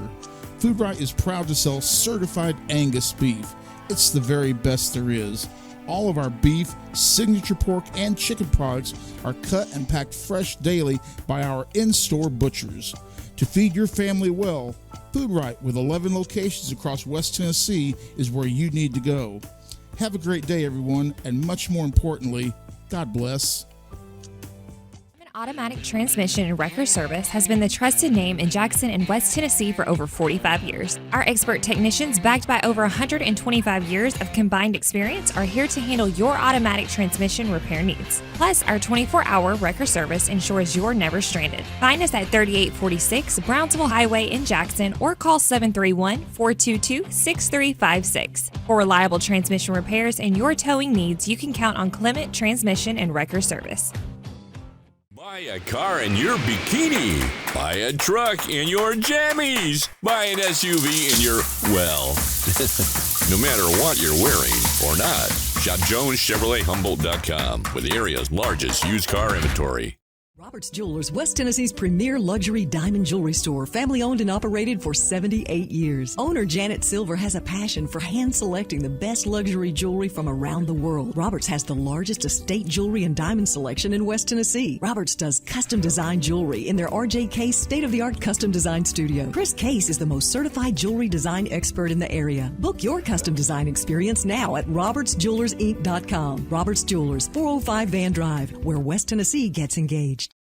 Hey Jackson, Chuck Hutton, Tennessee's trusted name in automotive excellence, is proud to announce the grand opening of Chuck Hutton Nissan, now open at the I-40 and 45 bypass right in the heart of Jackson. Come see why Chuck Hutton has been the go-to destination for car buyers in Memphis for over 100 years. Now we're bringing that same dedication and experience to Jackson. Come experience the Chuck Hutton difference for yourself. Chuck Hutton Nissan will have you saying, I'm going to Jackson.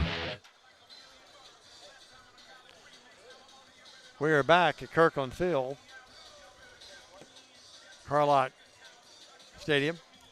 Diamond Dave McCulley along with Stan Gerard, our producer and director Jay Cashin. The Bruins broke out to a 7-0 lead in the first stanza. The Lions get on the board with a 71-yard drive, a 3-yard pass play. Bales, Waller made it 7-6. PAT was blocked. Meanwhile, the Bruins go up 14-6. Then they made it 21-6, 28-6, and they win the ball game 35-13. The Lions get a late score and make it more respectable at 35-13. What was the halftime score again? I'm sorry. And the halftime score, Stan, was 128-6. So pretty much an even played second yeah, half. Pretty well played second half. Which is about what we were kind of asking for. Just go out and do the best you can, see where we can make up some ground. A well played second half. Got some finals here for you. It was Huntington over Adamsville, 43-12. Well, here's one I missed. JCM moves to 3-0 in the season. How about those Cougars? 26-12 over What was Campbell it he used to say all the time? You should have been a Cougar? Riverside leads 22-18 over Peabody, we found out. Milan 54-0 over Gibson County. Hollow Rock in the third quarter, 5 minutes to go. They're threatening to take Gleason from the ranks of the undefeated. Brewston leads Gleason 37-10. Houston County over Perry County 29-0. Northside 14-0. That's still a second quarter score. Come on, guys. Crockett County was leading. That's still a second quarter score. Let's get some updates, folks. While you do that, Blake Butler, former head coach, is watching. Kimberly Craddock, lovely buddy's watching. And meanwhile, Scott Kaler's watching. I want to mention Scott because today's Jana's birthday. McKenzie defeated Chester County 20-13 in that ball game. South Gibson over Hardin County 20-3. Sycamore knocked off Clarksville Academy 36-0. Boy, if you're betting the over at West Carroll, you're probably a winner in the fourth quarter. Just under 4 minutes, it's 49-38 FACS. They're lighting up the scoreboard there. Beach leads Riverdale 7-0 in a slugfest. Bolivar was leading Ripley last we heard.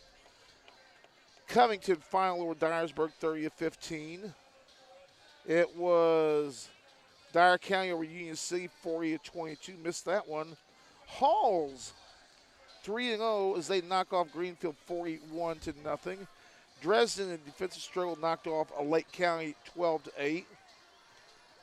Southside was leading Liberty. That was early. We do not know when. And it was a final Scottsdale 7, Westview 70. Henry County wins 23-22 over Springfield. Other scores looking at. It was actually Mays leading Middleton. They had that score switched. Folks, you got to report the scores correctly. Unbelievable. Wow. You had Boyd Buchanan 3-0 as they knocked off CAK 35-21. And looking down the way, Providence Christian, second year program 38, Mount Juliet Christian 0. Providence Christian moves to 2-1. They're playing their games at Middle Tennessee Christian this year, just like they did last year. Play at the college level.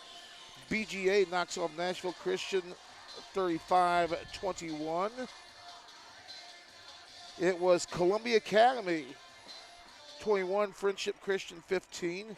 Friendship Christian's dropped, they're 1-1 on the season. DCA over Tennessee Heat. Davidson Academy defeats Portland.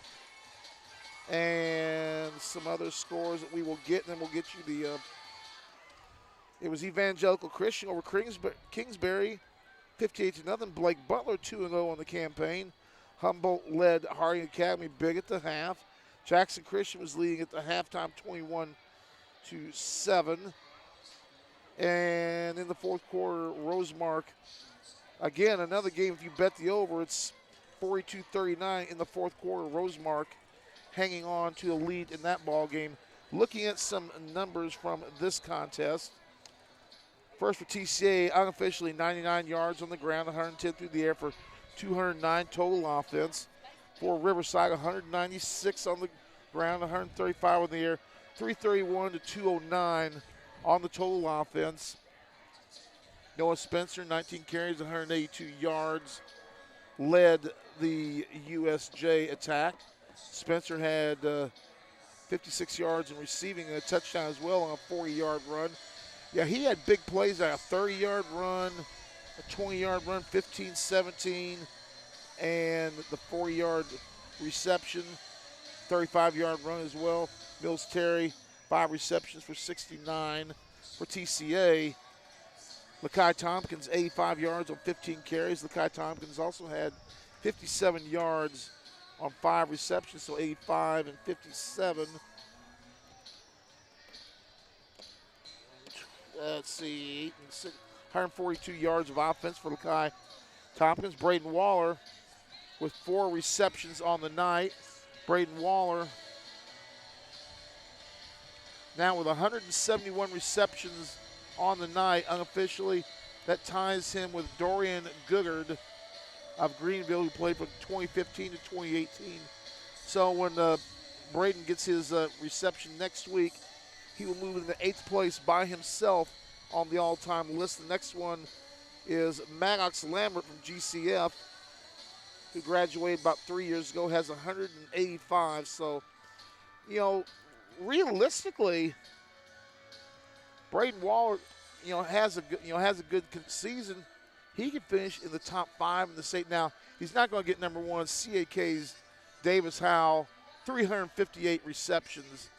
Second place is Kevin Thompson from Columbia Academy at 233. So that record, I think, is safe for a while. But Braden Waller continues to climb the record book.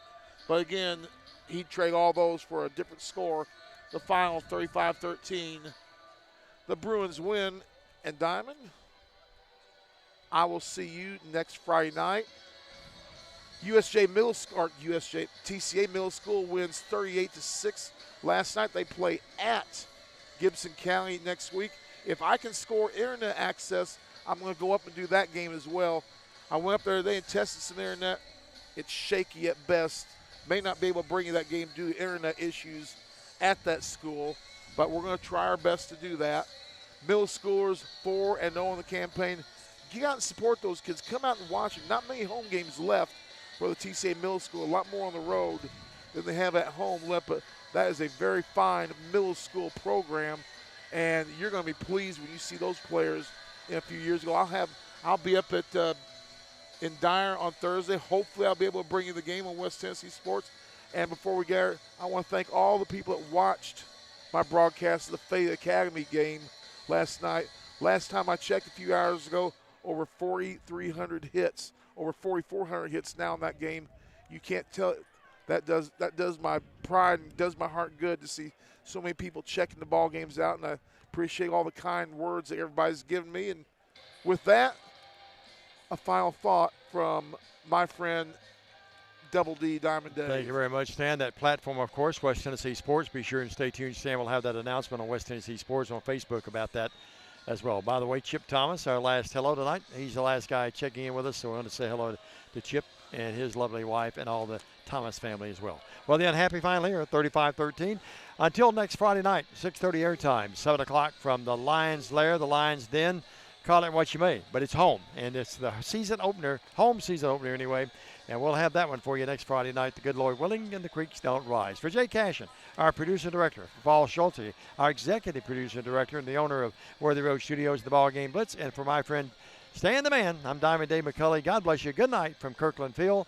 The unhappy final, 35-13. Michael George, by the way, stepping in with us as well. 35-13, the unhappy final. Good night, and God bless you, and so long, everybody.